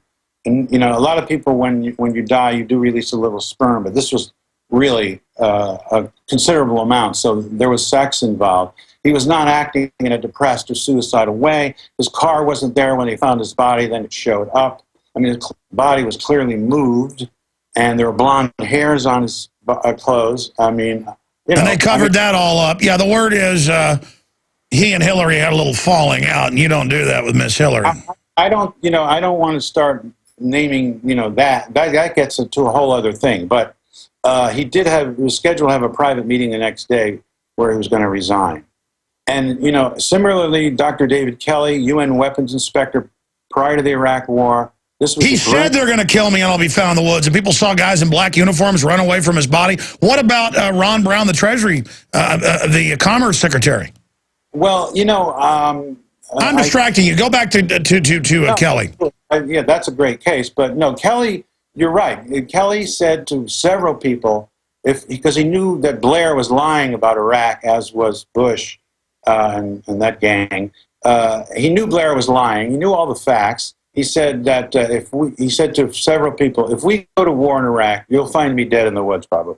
And they found him dead in the woods. His body was moved. He had to, he was cut. When you shake someone's hand, Alex, that's how they kill people. It's one of the things in the CIA manual that we all see now, where you reach to shake the hand, but the person has a very sharp something in their hand, and they cut you towards them, and that's the kind of wound he had. And anyway, it's like, these bodies are dropping all over the place. Frank Olson, who was head of CIA Special Operations Division, and became increasingly uncomfortable with two things: the use of anthrax as a weapon on the civilians in North Korea, and brutal and often fatal interrogation techniques being worked on by the agency. So he tried to resign, was not allowed to. He was taken to a Manhattan hotel for therapy by a CIA psychiatrist, went crashing through the 13th-story window of a room in Manhattan's Hotel Statler. It's now the Hotel Pennsylvania. I've been there, by the way. It was immediately ruled suicide, and the autopsy supported it. A second autopsy demanded by the family, revealed that he had been knocked unconscious by a severe blunt force trauma to the back of his head prior to the fall. The Blue Ribbon panel also determined that the first autopsy was manipulated to appear as a suicide, and that numerous points and very substantial evidence clearly indicated that Olson was actually murdered. Now, here's another chilling fact, Alex. The two people in the Ford administration, this case dragged on. He was murdered in the 50s. His family finally got the exhumation in the 70s. So Ford was president, and they wanted to shut this family up. They wanted to pay them off. So who was in charge of buying them out and silencing them? And they weren't totally successful. They wound up finally giving them $750,000. Dick Cheney and Donald Rumsfeld were in charge of trying to stifle Olson's family. So these guys go way back. These are, they can't go to The Hague. These are war criminals. These are murderers. Now, Fred Hampton, who was just an incredible civil rights organizer, who was nonviolent, who was educating and feeding poor people. He was an alderman. I mean, this guy was serious. He was really an unsung hero of the civil rights movement. He died in a massive police attack at 4:45 a.m. And we determined that through forensic evidence, which is what I love about my partner, David Wayne. He's just microanalysis of all these events. And no one's been able to shoot any holes. I've been doing a lot of interviews, Alex, and a lot of them were motivated by me being on your show. And again, thank you. And no one can punch any holes on what we're saying, which is comforting for me, because I know you get worked up because you have facts, and I love your passion. But getting back to Fred Hampton, Hampton was completely unconscious during the entire police raid. He had been drugged by an informant, and the levels were so high that it was not possible that he fired back at the police, as they alleged. It was a lie that, as police testified, over 200 shots were fired in a two-sided gun battle that lasted approximately 10 to 12 minutes. In reality, only one shot had been fired from inside the apartment near the front door, not from Fred Hampton. So his girlfriend is in bed with him with their baby, Alex. And forensic evidence verifies the eyewitness testimony that Hampton's body was dragged from his bed into the hallway and, still alive, was then executed with 2 shots to the head at point-blank range. Exactly, and your book is just full of countless examples of this, letting you know you cannot believe an official story by a shadow government that brings in the narcotics, that runs the child kidnapping. It's unlimitedly evil what's going on. Look at Gary Webb, has a new book coming out, Pulitzer Prize winner. I'm talking to him. He can't wait to get this out, proving CIA drug dealing was continuing. He'd had to move. Men would break in his house that would come sliding down the drain, special forces style. They go in his house, have him write the suicide note, and then shoot him twice in the head. And then friends of his, who weren't really friends, come out and say, oh, it's quite normal to shoot yourself twice in the head. I mean, I want it on record, and I bet you want to get it on record. Yeah, they don't like going after people that are very prominent because they've been caught in that. But sometimes they do. I mean, Gary Webb was pretty darn prominent. And it's always the same. They throw you off a building, they inject you with drugs, they've got heart attack medications, or they shoot you in the head. Go ahead. Like Danny Casolaro. Exactly. He was really an amazing researcher, and, they just murdered him. You talk about suicide, things being considered suicide or ruled suicide. You're in Texas, so you guys in Texas know a lot about Lyndon Johnson before the rest of the world. But in our research, we found that 2 Texans who got in the way of Lyndon Johnson's path to the White House paid with their lives. And John Stockwell, the former CIA officer, said Lyndon Johnson was corrupt to the core. Contrary to the recent sanitized versions by historians, Lyndon Johnson was one of the most ruthless politicians in history and directly connected to these and other murders performed by Mac Wallace, LBJ's personal henchman assassin. Henry Wallace was shot 5 times, Alex, with a bolt-action rifle, and they still got a suicide ruling. Even J. Edgar Hoover, when he was taking off his dress or putting it on, said, he wondered how someone could shoot themselves 5 times with a bolt-action. It's like, and Kurtelik was the accountant for the financial scam being run by Billy Saw Estes and linked to Lyndon Johnson. Estes later testified that Johnson personally ordered that Kurtelik be killed using hitman Mac Wallace.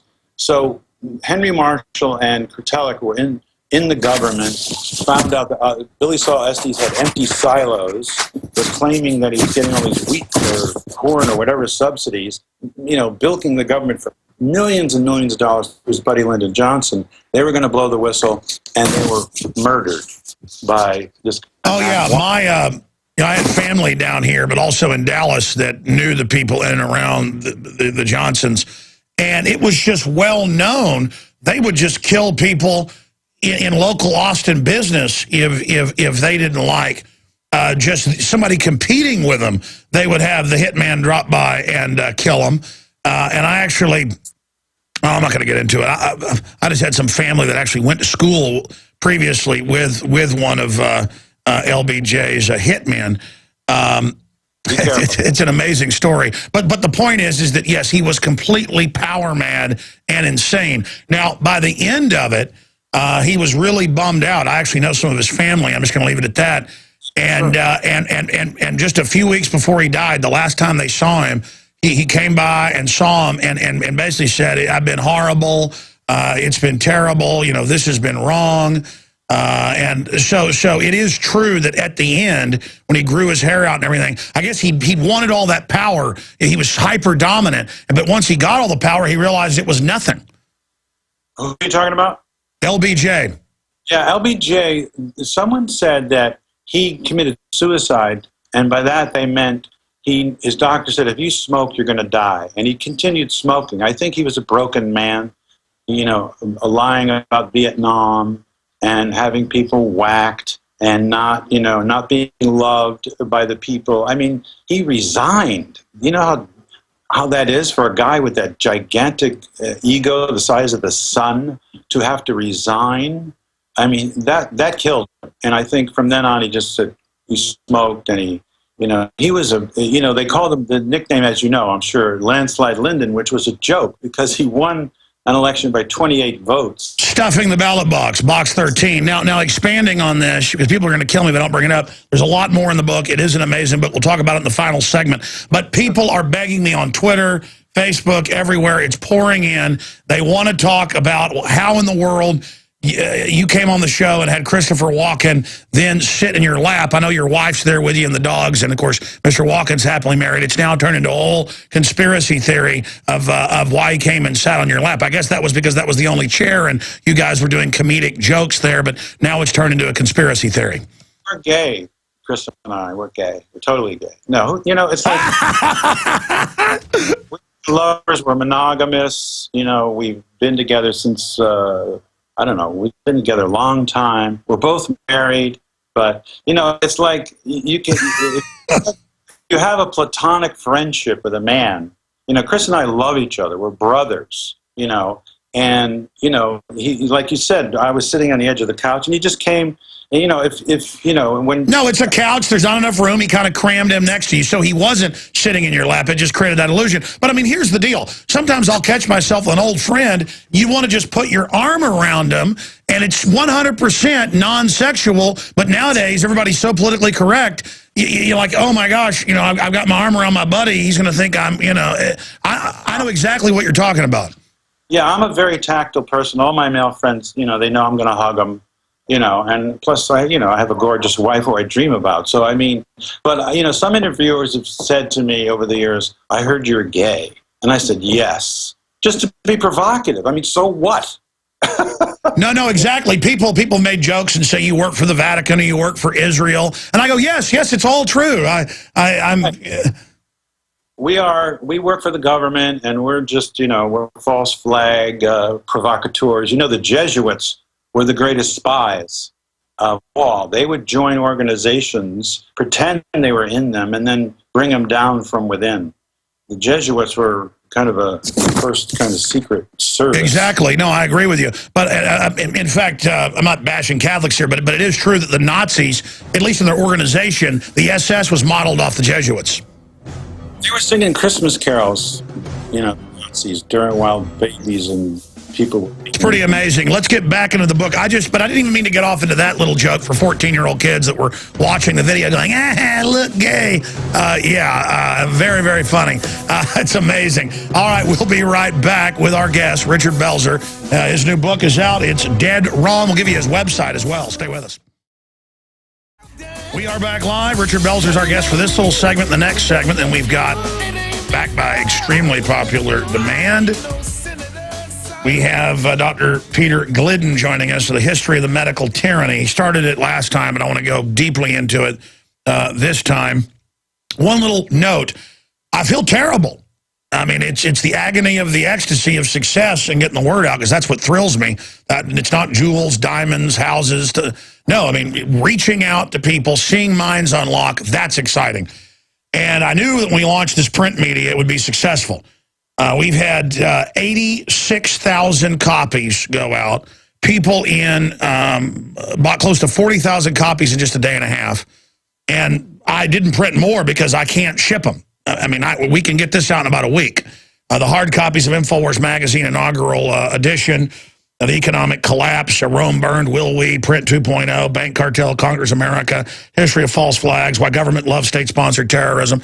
It's sold out. The only thing you can get is the Infowars rack. We got about 100 of those for people that want to buy them in bulk and then sell them in their businesses. We put 50,000 free on the streets of Austin. We're going to do a full franchise thing where you can have part of the content locally and the advertising part of it and print it in your area. We'll help you do that. We want to partner, and we're having some, actually, we had a national chain, a national newspaper, you know the name, call us and wants to work with us. So it's overwhelming success. The only problem is that now people can't read it because it is paper and it's sold out. We held 4,000 back, so when we come out with subscriptions, we'll have some of the first issue. But to make a long story short, I got to go back to Belzer. You can sign up at Infowars.com/newsletter. And we will send you out the next week in every news blast. In there will be a link to a digital copy of it where you can flip the pages and click on the links and more. So Infowars.com/newsletter to get that. But I think that says the country is hungry for the truth. That's why Dead Wrong is running up the bestseller list on Amazon, running up on the New York Times. We need to get this up there to #1 because it sends a message out. Dead Wrong. I mean, people are getting more excited about exposing tyranny, aren't they, Richard? We were just talking about that during the break. Yeah, people want the information, and because, as Jefferson said, an informed citizenry is our best defense against tyranny. And that he meant tyranny of our own government. A true patriot protects his country against his government sometimes. And I think that's what we're doing. There are elements within the government, like you were talking about whistleblowers earlier. Under Obama, they busted more whistleblowers than any other president. It's like, what? They're still rendering people legally. You could still put a hood over an American and send them off somewhere, and God knows what they'll do. And that, after this presidential election, a lot of things are obfuscated because of the shrill contentiousness of the election. But I think after this election, we can really focus on what the government has been doing and what they're really doing. Well, that's right. If Romney gets in and thinks that he's going to just business as usual, he's got another thing coming. People turned on Obama very quickly. They're going to turn on him, and the ruling class has to know that. Their bull is not working anymore. No, the ruling class is running scared, I think, for the first time, maybe, I don't know how long. And it's because of information. And I love your term, Infowars, because it is a war. And those who control the past control the present. Those who control the present control the future, as Orwell said. And by us revealing the true past, we are controlling the present, and therefore we can affect the future. That's why, children. Stay there. Well, hold on. One more segment with Richard Belzer, one of many more visits. Next time he wants to come back, take an hour of calls. Dead Wrong. I'm going to ask him about troops being grabbed in psychiatric facilities. Hour number 3, the one, the only, is on with us right now. And he's written the book, Dead Wrong, Richard Belzer with David Wayne, afterward by Jesse Ventura. Really an amazing book, available at InfoWarsShop.com and everywhere else on the planet. Sold out here. We got more coming next week, but it's still available there if you want to get in there. It's good to see the excitement out there about freedom. Now, we're going to have a big story out on this soon, but we have confirmed now, going on behind the scenes, that in the county alone, where Brandon Raub, the honorably discharged Marine, got grabbed and they wanted to commit him, and the psychiatrist said, I'm going to brainwash you, trying to freak him out, that there were other people in there, including veterans, and they're doing a national sweep, grabbing even talk show host veterans. They're very scared of younger combat veterans between, say, 20 and 35 or so, or even older, but that seems to be who they're scooping up for nothing. I mean, the one talk show host that the Northeast Intelligence Group wrote about that we had on the show, and they've sent us the documents and articles confirming it. He just said, man, the thing's collapsing. This country's going to hell in a handbasket, and I'm going to buy some guns to protect myself. They came and grabbed him and took his guns and put him in a mental institution until he got out, when he agreed to never have guns again. I mean, no judge, no jury. And I understand the fear of mentally ill people with guns. You're not going to stop a real shooter, folks, who's mad about their hot dog stand in New York. You know, but I don't want to get off into that. My question is, in history, Richard, I know you've studied it. Like you said, you were awake before I was awake. You've been talking about this for 30-something years. They always use psychiatry to go after people. What's your take on this frightening new trend? Well, it's not a new trend. It's like, the Soviet Union would jail someone if they politically disagreed and send them to the, there's a great book called The Puzzle Palace. Well, they're still doing it. Yeah, but I mean, new trend, and it's accelerating. Now we're doing it. We've always been fascinated by mind control. And people think that's like science fiction. But our whole country is under mind control in terms of buying products, being lied into wars. And people don't like to believe that they can be controlled because Americans are spirited into individualists. We're from all different parts of the earth, and we've got this great, unbelievable country, and we want our freedom, we want information, and we want to be protected, we want to protect our families. But now they're trying to demonize and make people who are super sane seem crazy. I mean, I don't ever want people to not be able to defend themselves, and just to hint at someone being crazy because they want to defend themselves out of a rational fear of the state. That's chilling stuff. That's Nazi Germany. That's the Soviet Union. And, our country now, I'm sad to say, by definition, by Mussolini's definition, we are a fascist state. And by that I mean it's a corporate state. It's a country that is for the corporation, not the individual. And that's right. Individuals don't have rights. Now the corporations do, which wasn't even legal until about 160 years ago in this country. In closing, we got to have you back as soon as you want to come back to take calls, Richard. I'm sorry, we're almost out of time. Let me just ask you one more question about Walken. Is he really disconnected politically because he seems like he's so smart, or is he so private he refuses to get into controversy? No, he really, I talk to him a lot. And I've learned over the years that he has a brilliant take on things. And I start railing, and he'll say, well, Richard, hasn't it always been that way? I mean, he's wise. He doesn't want to get caught up in the poison that's put out there. So in the minutia, he's kind of flying above it. Yeah, he doesn't want to be on the grid. He doesn't read that many, newspapers and stuff. And, I'll tell him stuff, and he'll go, He's a wonderful individual who's a gift to us. Well, I owe you for having him on the show, and I owe you for coming on the show. But if you've ever got those stars lined up again, or somebody else that'll pop in, we would love it. You're awesome. Everybody get the book today. Drive it up to #1. It's on Amazon.com, InfoWarsShop.com, everywhere. Dead wrong, straight facts on the country's most controversial cover-ups. And there's your wife, and there's the doggy. Hi, what a cute one. Put them full screen as we go out. Thank you so much, Richard. Thank you so much. All right. Sick of the globalist, eugenicist, control freaks adding poison to your water. We've got an in-depth breakdown of the history of medical tyranny and how to fight back against it. Really part 2 of the interview we started a month or so ago with Dr. Peter Glidden, but I had to bring Richard Belzer back on. Just in a short segment because he was bringing his wife and their dogs on air. So let's just briefly go back to him because I didn't know this story that your dog vomited on Brzezinski's daughter, which is a big plus. This dog's now a celebrity, in my view, when you were on, I guess, MSNBC on the morning propaganda. Tell us about the dog doing its civic duty. Sure. Well, first of all, here's how gay I am. This is my wife. Yeah, well, Bebe goes with me everywhere. This is Bebe, who followed me home one day. Followed our other dog home.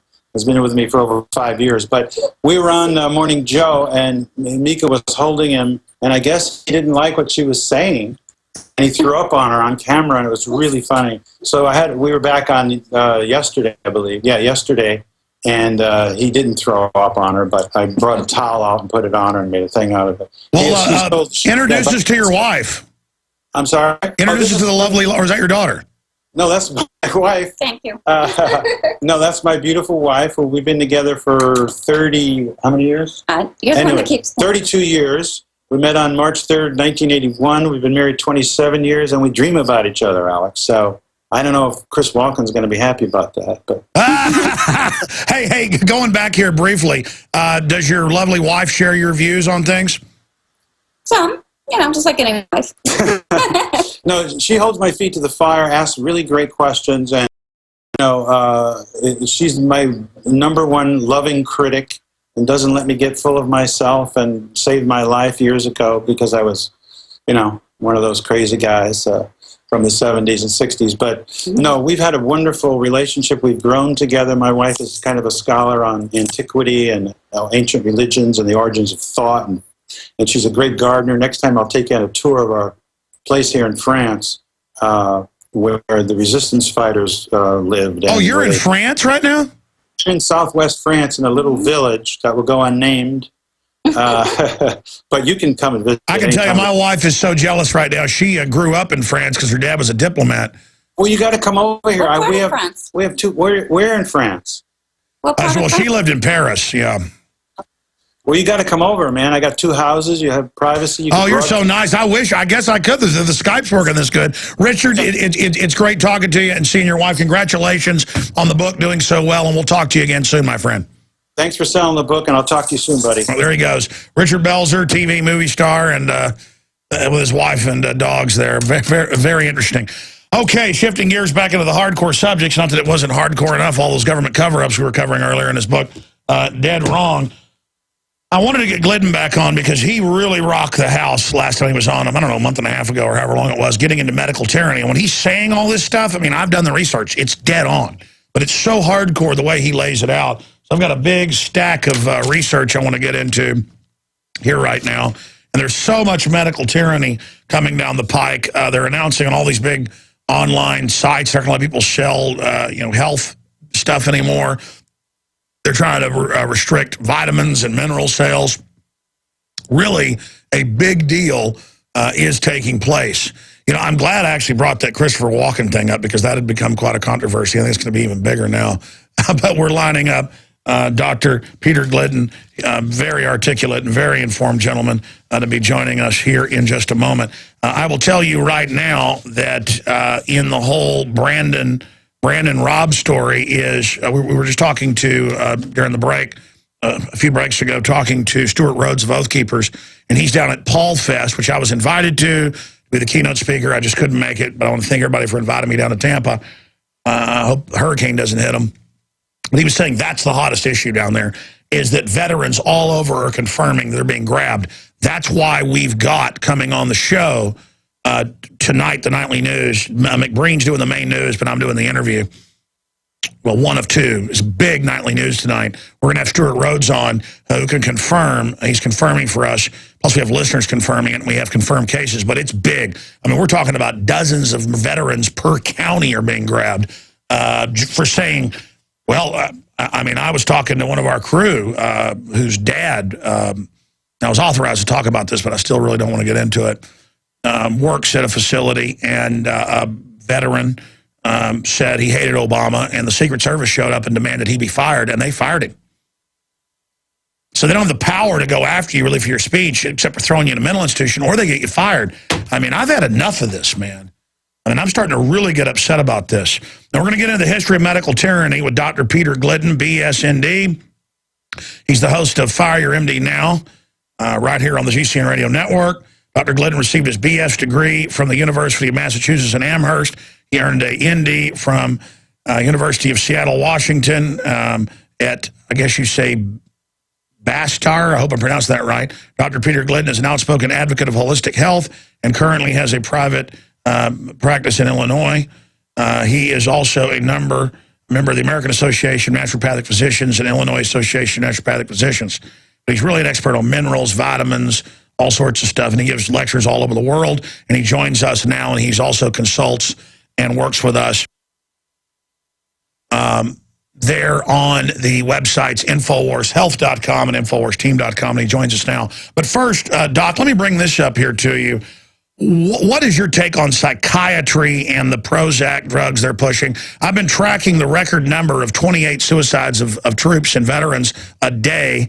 I mean, it's massive. I talked to Dr. Pachenik, who is a psychiatrist, last night, and he said, he basically agreed a lot of these psychotropic drugs are helping trigger this. On the insert of these drugs, it says it can cause psychotic breaks. But now they're going to use suicides and a few shootings by veterans to try to say all veterans are bad. I mean, next, if auto mechanics do something wrong, will they all go to jail then? Or if a dentist robs a bank, will all dentists then be under suspicion? I mean, this is pretty darn amazing. You're not supposed to discriminate on race or religion, but it's okay to discriminate if you're a veteran. You're now the #1 threat, Homeland Security says. What's your view on psychiatry now grabbing people for their free speech nationwide?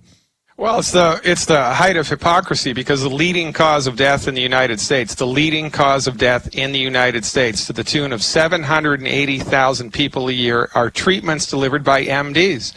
Your MD is more dangerous than cancer. Your MD is more dangerous than a serial killer with a gun. Your MD is the leading cause of death in the United States. And we have a funny saying about psychiatry in the wonderful world of holistic medicine. Here's the way the joke goes. What's the difference between a psychiatrist and a psychologist? Well, a psychologist is a person in a completely black room looking for a black cat. And a psychiatrist is a person in a completely black room looking for a black cat that's not there. Oh, man. Well, I mean, so many times it turns out, as you know, big studies are out confirming this, but they've known for 200 years, somebody's worked around lead, mercury, you name it, they're brain damaged, they're mad as a hatter, and it's chemically induced schizophrenia, but they don't even look or test their blood to see if it's heavy metals causing them to be having problems. They just immediately put them on a bunch of drugs. See, this is the problem. This brings up the perfect point, because MDs, bless their hearts, are not trained in medical science. Nobody is. MDs are trained in one very small piece of the pie of medical science, and the piece of the pie that the MD is trained in is referred to as reductionistic allopathic pharmaceutical medicine. The MD does not believe your body has the ability to fix itself. The MD, like a communist, believes that once you're sick, you're screwed, and the only option you have is to march in with a synthetic drug that overrides, overpowers, and controls the metabolism of your body. And you know, MD-directed medicine is really great for trauma. It's fantastic for surgery when it's indicated, and it's, you know, for a handful of infectious diseases. But for goodness sake, for most of the things that most people go to the doctor for most of the time, including depression and attention deficit disorder and psychiatric conditions, bringing your body to an MD is a fool's errand, and you're going to suffer, and then you're going to die. Now, let's go over those numbers. I noticed that John Rappaport at No More Fake News did a report that even on the Food and Drug Administration's own website, they were saying that hospitals and doctors are the #3 killer in the country. You know, bad drug prescriptions, infections, all this. But you've compiled the numbers. I mean, it looks like they are #1. The most dangerous thing is a doctor's office or a hospital. I mean, I've got so many friends and people that go in to have a minor surgery and are dead in a week from an infection. Andy Rooney, I mean, he was the most recent, the most famous, right? Andy Rooney, they wouldn't tell us what the minor procedure was, but they say, oh, he died from the results, complications of a minor, you know, hospital procedure. If you want to check out the numbers, there is an exhaustive 45-page report. This draws statistics from the New England Journal of Medicine, the Journal of the American Medical Association, the Lancet, for goodness sake. These are extremely prestigious medical journals. Here's how the numbers crunch, and you can download this document for free on my website. That's fireyourmdnow.com. You can download it for free. It's called Death by Medicine. MD treatment, 780,000 people a year are killed by MD treatments. Heart disease, 698,000 people a year, and cancer, 550,000 people a year, which means your medical doctor, by the numbers, is more dangerous than cancer and more dangerous than heart disease. And this is the billion-pound gorilla in the middle of the country that nobody is talking about. We are having a healthcare crisis of biblical proportions in this country. It is not because of pharmaceutical profiteering. It is not because of insurance fraud. It is not because of a for-profit medical industry. It is for one reason and one reason only. The treatments delivered for chronic disease by MDs do not work. They don't work. And not only do they not work, but they cause harm in the process. Well, since you were last on, it's come out that Merck knew its MMR shot was giving people the measles, mumps, rubella. The whooping cough was giving it to them. And they're like, this is great, because then we get cases and people get scared and go out and get it. This argument that we've got to take vaccines because we'll make you sick that are vaccinated. Hey, morons, you have been vaccinated. You know, I mean, again, The GlaxoSmithKline came out that with dozens and dozens of drugs, they knew zero help killing people, like their asthma drug. I mean, how many times do these companies have to be caught shipping tainted blood they know has HIV for 11 years? Bayer. How many times Gardasil killing people? I mean, they just keep doubling down. Now in California, giving kids shots without parental consent in schools. I mean, this is a flaming group of murderers coming after us, and I'm sick of it. And nobody goes to jail. 3,000 people die in the Twin Towers. We go to war. 780,000 people a year are killed by MD treatment, so we don't bat a freaking eyelash. As a matter of fact, we partition the government to give us more access, to pay for access to this kind of health care. It's nonsense. It is nonsense. We have gone down the rabbit hole of our genuflection at the altar of the MD king of medicine for 100 years now, and it is quite Oh, no, people worship it. Why don't you, in fact, I'm going to bow to him right now. Oh, you're so good. Give us more factor 8 filled with HIV and hepatitis. Oh, you're so good. More Gardasil doesn't protect us from the papillomavirus, but kills you. Oh, thank you. Thank you for the fluoride. Harvard admits fluoride in dozens of studies is brain damaging, is causing bone cancer. They did that in the 20s. The Soviets, the Nazis put it in the water. That's in Pulitzer Prize-winning books by sure. And now they admit it, but they don't take it out. Talk about fluoride. Look, this isn't by accident. The doctors are dumbed down and compartmentalized. They're killing us. We have the documents. Talk about the history of it. Let's talk about the history briefly and then get in to some of the latest stuff. But, I mean, you break it down. Explain how the Rockefellers set all this up.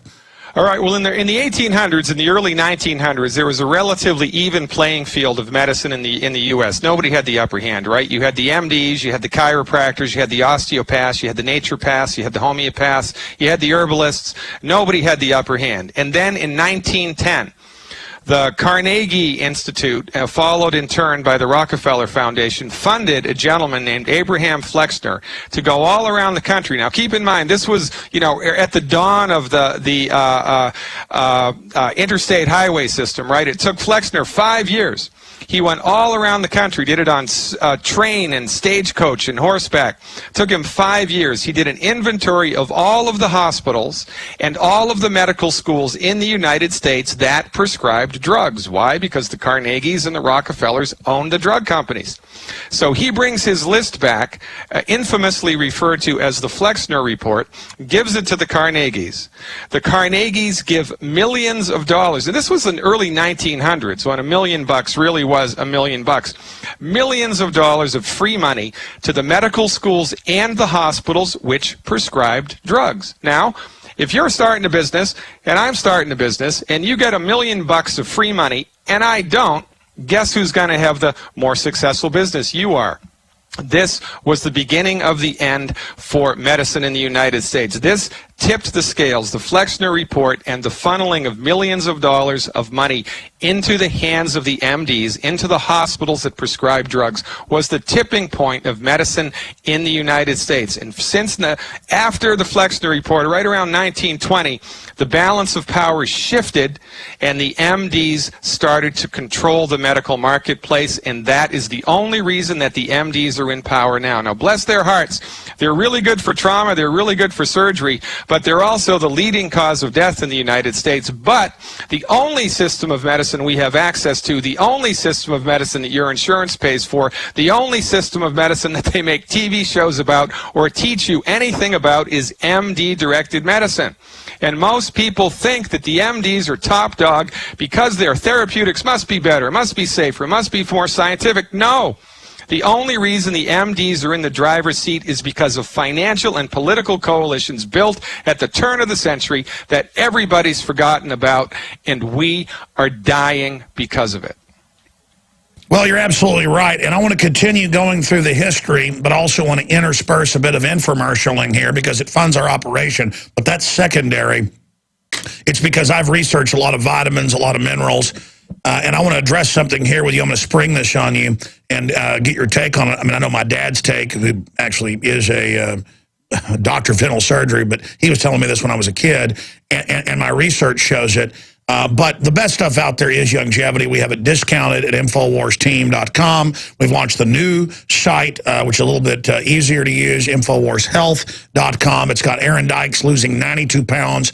on pollen burst, beyond tangy tangerine, the essential fatty acids, and the rest of it. It's all there. None of this is even advertised as weight loss. I've lost over 40 pounds. In fact, I've never been somebody that just constantly takes stuff because it is a regimen. And so I've still been doing it, but not 5 times a day like you're supposed to, the different stuff. And I've just gone back on it full time about 2 weeks ago and lost now 10 pounds. I'd lost 42, gained back a few. Now I'm still a little bit chubby, folks, but if you saw me, I'm going to do some before and after when I'm actually standing up, not squatting over here. Look at my face. It's a huge difference what's happened. Aaron, in a year, 92 pounds, kept it off now for 6 months. Amazing, because he heard pharmacist Ben Fuchs and others and actually followed it. And, instead of eating that late-night snack, takes their proprietary mix of essential fatty acids, the rest of it. If you go to InfowarsTeam.com or InfowarsHealth.com, in fact, we'll put that on screen for PrisonPlanet.tv viewers, you can sign up to be a distributor for $10 and get big discounts. You can also sign up for auto ship and get free shipping. And it's not that hard to do, but if you're not very technical like me, sometimes you need to be walked through it. So there is a toll-free number there on the site, so you can get auto ship. We're going to get more into the history here in a moment. But did you know you can get free shipping at InfowarsHealth.com? The best results with these products come when you adhere to the regime. I wrote this, folks, with Richard Reeves. It's true. You've got to adhere to it. And it all tastes good and it's great, but, it's a full spectrum. Auto ship ensures your supplements are always available. Everybody should also store this stuff. You need to stockpile it. Longevity has one of the few auto ship programs that is versatile. They welcome, it's so versatile, that's why it gets confusing. They welcome customers to modify their product order each month. You can choose from 400 great products. The full catalog is at InfowarsHealth.com. By starting your auto ship, not only will you be saving money, more importantly, you will be assuring that by having your daily regimen available, you will be able to better enjoy your health, vitality, and anti-aging for you and your family. For more information or to get help with your auto ship profile, send an email to Catherine at Infowars.com. That's Catherine at Infowars.com. I'm hiring some more customer service folks out of the ranks of distributors right now. Catherine at Infowars.com. That's linked at InfowarsHealth.com. And it's got the Ben Fuchs interview up there and Aaron's 9-minute testimonial before and afters. It's all there at InfowarsHealth.com. Now, we're going to break here in a few minutes, but what makes me angry is that I only promote what I believe in. And I've seen people like Ted Anderson's dad come back from not knowing who he is to knowing who he is and being able to go fishing in just a few months on just a few products like the essential fatty acids and the Beyond Tangy Tangerine and pollen burst and things. And the doctor, Ted's told this, it makes me almost want to cry. He's authorized me to say this. The doctor's God, though, and they went and tested his blood. They said, you have vitamin K in your blood. And he said, yeah. And they go, no leafy vegetables. Well, I'm taking this Beyond Tangy Tangerine. He didn't even want to see the bottle. They just said no. Well, no wonder his dad's got his skin rotting off. He's basically got scurvy. They put him on Coumadin, even though he's never had a stroke. And the doctor's God, and now his dad doesn't know who he is. Now, I hate to have a sales pitch on that, but it's true. We can save lives here. Okay, this is a win-win-win-win-win. Sure, it funds the InfoWar. You get discounts at InfowarsTeam.com or InfowarsHealth.com, but that isn't even what matters. I'm watching my mother, who's a triathlete, go back 10 years in her health and everything. She's going to do a testimonial. I've been too busy. My dad was like, oh, yeah, vitamins. He's like, wow, these are good.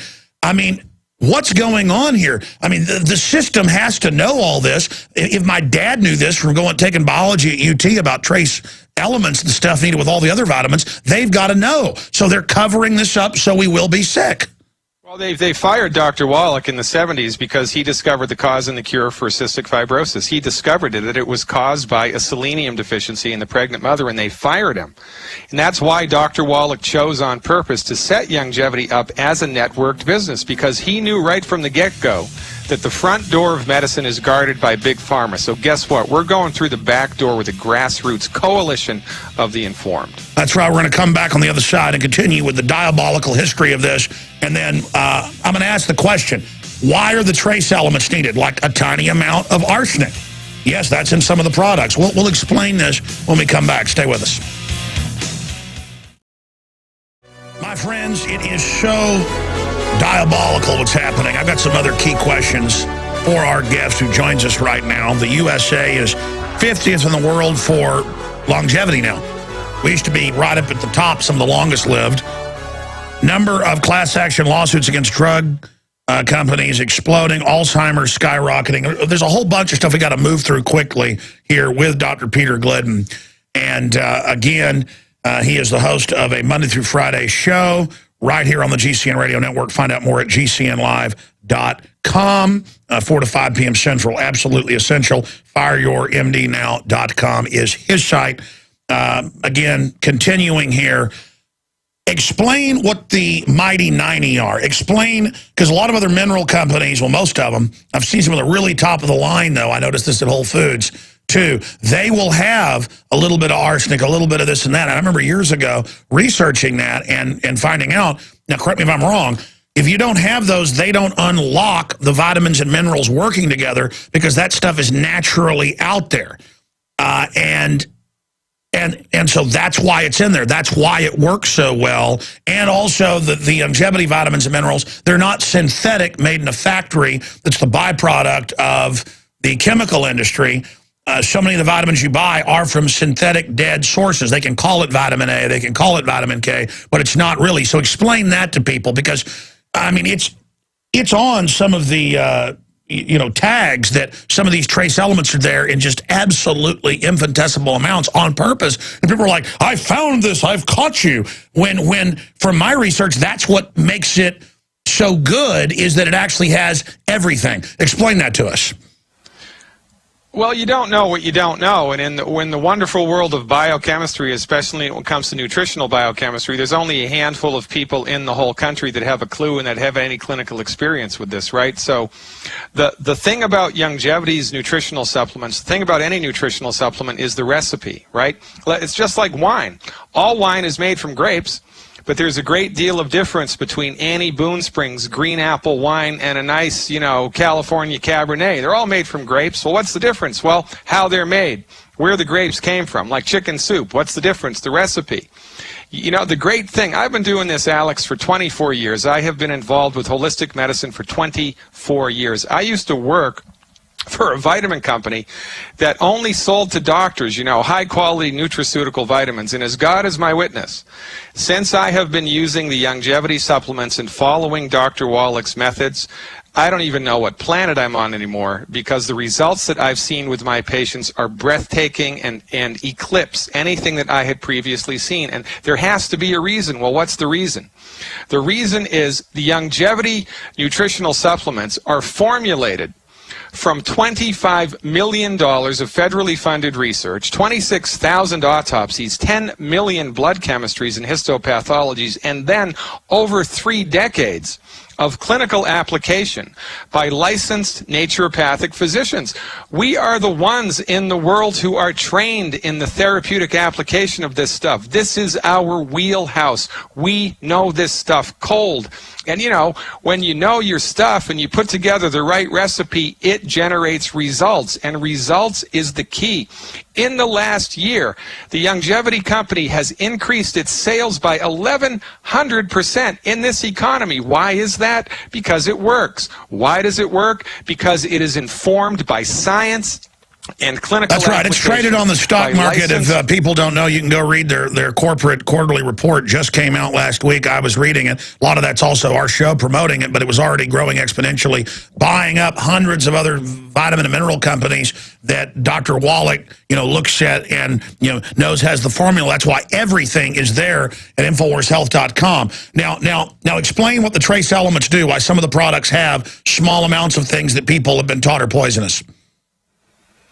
Well, because, they've been taught that these things are poisonous by people that have no clinical experience with medical nutrition, and this is the problem. We get medical doctors telling people about vitamins even though they have no training. Yeah, they're saying don't even take vitamin K. They're saying that's poisonous. Yeah.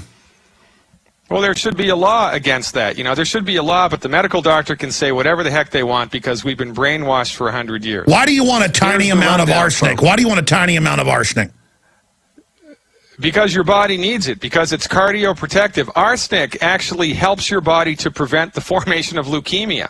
It's anti-cancer, right?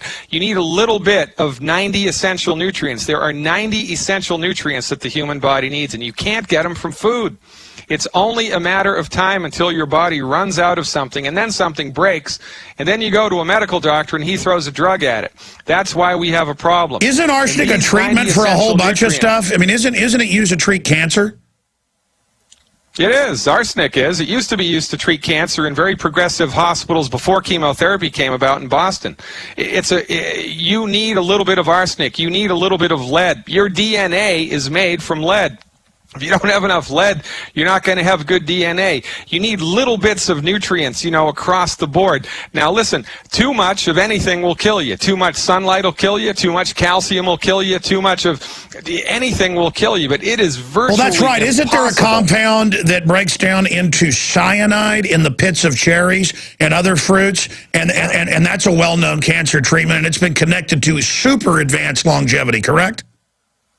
Yeah, that's correct. And see, all of this medical nutrition stuff is in the domain of information that people didn't even know they didn't know. And there's only a handful of us in the country that have clinical and scientific experience with this. This is cutting-edge stuff, folks. This is not old-fashioned medical nutrition. This is new-fashioned medical nutrition. Guess what? You need a little bit of arsenic. You need a little bit of lead. You need a little bit of chromium. And you need the full complement of 90 essential nutrients. But instead, they give us massive amounts of fluoride that blocks all that out. And according to even medical doctors I've had it on, like Dr. Blaylock, it is actually an adjuvant accelerating all the other artificial chemicals they put in the water on purpose. Explain what fluoride does in the body. Fluoride decreases your IQ. They did a retrospective study 20 years ago when they took 2 villages in India. And the only difference there were about 25,000 people in each village. The only difference was that in one village had fluoridated water, the other one did not. After they started fluoridating the water in that one village, within 5 years, the IQ of the people in that village had significantly reduced. If you're drinking fluoridated water, you are being dumbed down. Now, continuing along this line, where do you expect all of this to go? How bad do you expect all of this to get as it comes out that Big Pharma knowingly is killing us, when it comes out they're eugenicists, when it comes out that all the ultra-rich already knew about trace elements and they had my studies 50 years ago. They already know about all this. What's going to happen? I mean, will they just keep getting away with it forever, or is there any type of reckoning? No, there's no type of reckoning. They're going to keep getting away from it forever. For goodness sake, Bayer, the Bayer Pharmaceutical Company was a member of a coalition of German pharmaceutical companies in World War II. They built a pharmaceutical plant next to one of the concentration camps. They used the inmates to experiment on. They used the inmates to make the Zyklon B gas that killed the Jews and the Gypsies and everybody else in the concentration camps. And now, one of the companies that did that, one of the companies complicit in war crimes, is selling your children aspirin for profit in the United States. There is so much money and control in the pharmaceutical industry that trying to fight them head-on is a fool's errand. That's why Youngevity was set up as a grassroots network marketing company, because we're not going through the front door. We can't fight Big Pharma. Nobody can. How are we going to beat them? We're going to stop using them. Ladies and gentlemen, if you're suffering from a chronic health condition, the best possible thing you can do is fire your MD, join Youngevity, get on board with Dr. Wallach's nutritional supplements, his health recovery formulas, because healing is easy. It's easy, folks. We need to build a grassroots coalition of the informed, so you recover your health and you tell your friends and your family and your church members, and before you know it, your whole town is on this bandwagon, and before you know it, your whole state is on this bandwagon, and everybody's getting healthy. And that's how we're going to do it, because we get results where nobody else does, and that's what gets me out of bed in the morning. There's no way on God's green earth we are ever going to be able to fight the pharmaceutical industry. So what do? Just say no to drugs. I agree with you. And again, folks, you can sign up and get discounts, free shipping, you name it, all available at InfowarsHealth.com. We've launched that new site. We also have InfowarsTeam.com if you want to become a distributor. But you can sign up both places to get the discounts. You can sign up for auto ship and get free shipping, all at InfowarsHealth.com. That is the new site. And the other site's great, but this one works even better and is easier to navigate. You can also call if you have any questions. They can help you sign up for AutoShip or become a distributor, and we'll put that number briefly here back on screen, and I will read that to people. 877-551-1301, 877-551-1301. I promote in the free market and free exchange of ideas and our ancient basic human right of free association, things I use, things I believe in. You know, guns I believe in, water filters I believe in, and that's how we fund ourselves. I promote what I use, what I take. The whole office uses the Beyond Tangy Tangerine, the Pollen Burst Plus. I mean, I've got, you know, dentists that work with my dad all on it, freaking out how good it is. It's all available at InfowarsHealth.com or InfowarsTeam.com, and I want to challenge you to go there today. But again, it's a big part of the solution. The globalists do not want us. Look, alternative health is the fastest growing thing in this country. It's panicking the globalists. We've got to race and get bigger than they are and get strong so we can defeat them. We have to have capital. That means you have to have capital, and you have to have health. We believe in defeating the enemy through prosperity. They tell you that you're supposed to, if you're fighting corruption, live under a bridge or, you know, live out in the wilderness or something. No, we are here to occupy. We are here to take America back from the globalists that have hijacked it. We are restorationists, okay? In the spirit of liberty, the spirit of 1776. We're the good guys. And it's so easy to be good. It's so easy. There's all these great blessings out there. There's all these wonderful things out there. There's all these things that work. Just do the opposite of what the globalists say and you'll do great. I mean, it's really pretty darn simple. The globalists are for it. I'm against it. I mean, it really comes down to that in the final equation. But go to InfowarsHealth.com and watch the video of Aaron Dykes, because we have him on TV over the year. So we have all the clips of him losing. In fact, Aaron's getting back from visiting his girlfriend in Germany. We met at Bilderberg a year and a half ago protesting him and covering it. And I'm going to do one that shows all of it over a year, because we just show, you know, a couple shots of him losing weight. We're going to put one together where it really shows it almost in a time lapse. That video, again, is up at InfowarsHealth.com. But enough of me ranting. You sent me just piles of documents, Dr. Glidden, of things to go over. And we've got the World Fact Book. We're not just saying we're 50th in the world behind every other industrialized nation. We are dead last when we were one of the longest living cultures. What, about 100 years ago, the numbers were about number 3 behind Japan and Italy. Now we are the shortest lifespan. Despite all the Darth Vader technology, they can't keep people alive. They make you sick and then suck everything out of you. This is such a great plan the Rockefellers and Carnegies came up with to extract everything. Talk about that. Talk about what their infant mortality is skyrocketing. Everything's going to hell in a handbasket. They know what they're doing.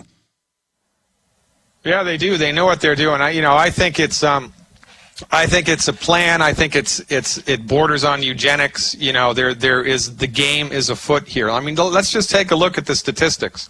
While the MDs have been controlling the medical marketplace in the last 100 years in the United States, the rates of heart disease have remained unchanged, right? But that's in the face of $25 billion, that's billion with a B, $25 billion of statin drug sales a year, $25 billion of statin drugs a year, and heart disease rates are the same. Well, I thought heart disease was related to cholesterol. Well, no, it's not. There's no relationship between high cholesterol and heart disease. It does not exist. But guess what cholesterol is related to? Cholesterol is related to the health of your central nervous system, your brain. Cholesterol is so important to the human body, your liver makes it. 75% of your central nervous system is made from cholesterol, and guess what? 95% of the part of your brain that's affected by Alzheimer's disease is made from cholesterol. So when you drive cholesterol into the ditch with statin drugs, fat-free diets, and exercise, imagine that. Heart disease remains unchanged, but Alzheimer's has skyrocketed from obscurity to the 6th leading cause of death. From our point of view, Alzheimer's is a cholesterol deficiency, which is generated by your And by the way, retired top brain surgeon who did the research, and Dr. Blaylock agrees with you. He says it is a crime. It is basically a chemical weapon that literally rots your brain. And now they've got a war against egg yolks Now they're going after what many doctors have described as the perfect food, skewing all these numbers. I had Ben Fuchs on last week going over those fraudulent numbers. I mean, they are assaulting everything good. It's crazy. And, you know, autism used to be 1 out of 10,000 kids born autistic. Now it's 1 out of 88. 1 out of 88. Obesity. 30% of the country is obese. It's tripled in the pediatric population in the last 20 years, all while the MDs have been driving the bus. And what do? We continue to go back to them.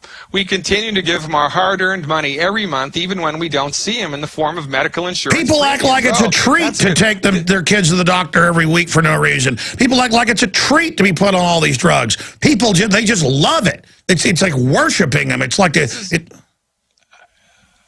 It is. This is how bad it's gotten. I mean, we genuflect at this altar all the time. It has been brainwashed into our brains that the medical doctor knows what's best for you, but they don't. They only know what they've been trained. And by the way, let me just politely correct you. That number's about 2 years old, you gave, of the 1 in 80 something. We've got WebMD here. These numbers just came out a few months ago. It's now 1 in 50 something with boys. We'll put it back on screen there here in just a moment, because I almost corrected you when you said that, and then they actually pulled it up. Yeah, autism hits 1 in 88 kids on average, 1 in 54 boys, and some numbers are now 1 in 30-something boys and 1 in 50-something if you average them together. I know South Korea is even worse, but the point is that boys don't have as strong a blood-brain barrier. I've had medical doctors on, and all the stuff we're doing, the GMO, the shots, all of it, it's going into the brain. From your research, and I know it's a cocktail, what's causing the explosion of neurological disorders? Wheat, barley, rye, and oats. Wheat, barley, rye, and oats. Let me say that one more time. Whole wheat, barley, rye, and oats. Oatmeal. That's right, folks. Oatmeal. The gluten protein in these grains is almost impossible for your digestive system to digest. And so guess what? It doesn't. When you get undigested gluten rumbling through your intestinal tract, it destroys the tissue that absorbs nutrients. Gluten accelerates nutrient deficiency diseases and makes you sick. And it makes toxic compounds that your kids are drunk on, basically, that brain damages them. We'll be right back. Stay with us. More key intel straight ahead. InfoWarsHealth.com. The revolution starts there in health. We'll be back. Well, my friends, this has really moved quickly. Diabetes. I want to talk about this with Dr. Glidden. They talk about type 2 being up in some groups more than 3,000%. Cancer is off the charts pediatric, off the charts everywhere else. The U.S. is leading the world now in brain cancer, skin cancer, colon cancer, liver cancer. I mean, just everything. What is going on? What is happening on that front? Because I've looked at analysis that Americans ate more calories in the 50s and 60s. I mean, that was unhealthy. It was chicken fried steaks every night, big hamburgers. People were skinny as rails. I mean, I talked to my grandmother about what they ate. People pigged out. People drank, Coca-Cola with cocaine in it. Now, people are just blowing up. What's happening there? Well, all chronic disease is caused by nutrient deficiencies. This is our biggest message here, right? Type 2 diabetes, high blood pressure, obesity, fibromyalgia, arthritis. All of these conditions have their roots in not enough nutrients. Now, the body has the need for 90 essential nutrients, and it is impossible to get all 90 of those nutrients just from food. You can't do it, because the lion's share of the nutrients, the minerals, 60 minerals your body needs every day, like calcium and selenium, those are only found in the soil. Animals can't make minerals, and plants can't make minerals. If the mineral isn't in the soil, it's not in the plant. If it's not in the plant, it's not in you. It's not in the cow. It's not in the cow's milk, whatever. Unless you're supplementing with a good, high-quality nutritional supplement, it is only a matter of time until your body runs out of the stuff that it needs, and then something breaks. Selenium is a perfect example. Selenium supplementation was proven in 1998 and published in the Journal of the American Medical Association by a guy named Larry Clark. Selenium supplementation at 200 micro. All right, we just lost his Skype for a moment. Start over. Your Skype cut out there for a second, Doc. All right, breast cancer, selenium supplementation reduces the occurrence of breast cancer by 82%. It reduces the occurrence of prostate cancer. But instead, 69%. let's not tell the women. Instead, let's just not tell them and not ask, why is everybody getting breast cancer? It's, oh, let's just try to find a cure. Well, how about don't get it and take selenium? And how about the cure was proven to be ineffective in an exhaustive 14-year study that was published 5 years ago in the Journal of Clinical Oncology. They did a 14-year study. They looked at adults who had developed cancer and were treated with chemotherapy, and their results, which were published in the Journal of Clinical Oncology, 97% of the time chemotherapy does not work. And instead kills you, and instead kills you. 97% of the time. And instead kills you, but now they're taking people, now they're making everybody take chemotherapy. It's crazy. I mean, medicine in the United States is not results-driven, it is profits-driven. And you need to understand that. Everybody listening needs to understand that. When you're putting your toe into an industry, in the waters of an industry that's for profit, man, it's just, you need help. Well, we need to take on this crocodile, and we got to get big to do that. And we have the buying power, voting with our dollars, to make all the food organic. We've got the voting power to shut down the TSA going on the streets of America. We've got the voting power to really push real nutrition out in the open. You vote with your dollars, InfowarsHealth.com. But just as important, you educate people. You take the video of this radio interview, the video side of it, and you pay it forward. You send it to friends and family. Because the globalist cannot succeed if you're informed, period. A new world order. A new world order. But wait a minute. They say that the world government doesn't exist as they announce it on the news. I mean, you go to a mental institution if you don't love big government. What about this new thing where if you don't like the medical system, they put you in a mental institution? If you don't like the wars, if you don't like torture, they're putting you in mental institutions. This has always gone on. They did it to Ernest Hemingway because he thought the FBI was harassing him. Turned out they were breaking in his house, tapping his phone, stuff like that. And then, oh, you're crazy. No one broke in your house. You're going to get electroshock therapy. It's therapy for us to brain damage you. I mean, how far will it go? Because obviously there's a revolution of ideas taking place, but the system is going hog wild crazy, Dr. Glidden. Forewarned is forearmed, Alex, and knowledge is power, and you don't know what you don't know. And as God is my witness, when it comes to medical nutrition, healing is easy. I mean, it is easy. If you've got a chronic health condition, folks, and you think that you need the only people that can help you are working in multi-million-dollar high-tech medical facilities with white coats and stethoscopes, you're wrong. Healing is easy. Your body knows how to fix itself. Your body wants to fix itself. All you need to do to facilitate that is you need to stop eating food that's gumming up the works, and you need to fill your body's nutritional tank up every day with the Healthy Start pack. I got to stop you. I got to stop you. Folks, show my middle finger here. And I've had a lot of injuries. I had a rocket that didn't go off, fireworks, for about a minute. I went and picked it up, and it shot off. It blew a hole in my finger about a quarter-inch deep, almost down to the bone. Everybody saw it on TV. People were freaking out. 2 weeks later, it was healed. It's still pink skin. It was healed. I mean, skin blasted off, big black burn mark.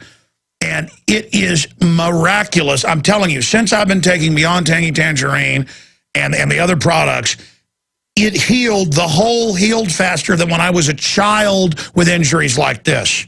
I mean, what happened there, Dr. Glidden? Well, it's because your body had all the raw materials that it needed to fix itself. So guess what? It fixed itself. And this is our simple message, right? This is the fundamental thing that the MD isn't trained in and that they just don't get. Your body has the ability to fix itself. The only reason that you get sick in the first place is because your body's run out of the stuff it needs to keep the joints healthy, to keep the heart healthy, to keep the liver healthy. It's not genetic. Your chronic illness isn't genetic. It's not a voodoo curse, and it's not caused by aging. Your body has just run out of the stuff it needs. You know, there's things we need to do to survive on planet Earth. We got to purify water. We have to build houses and protect ourselves from the elements, right? Well, we need to eliminate our waste, right? Sewage treatment plants. Well, there's one more thing we need to do. We need to scour the planet, find the 90 essential nutrients, put them together in bioavailable, friendly recipes, and swallow them.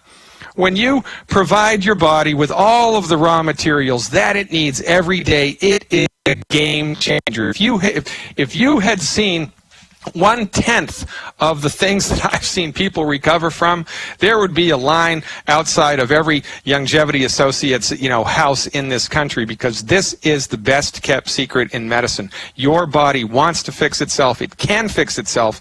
All it needs is the proper nutrition to do it. And the best place to start is the Healthy Start Pack, the Alex Pack.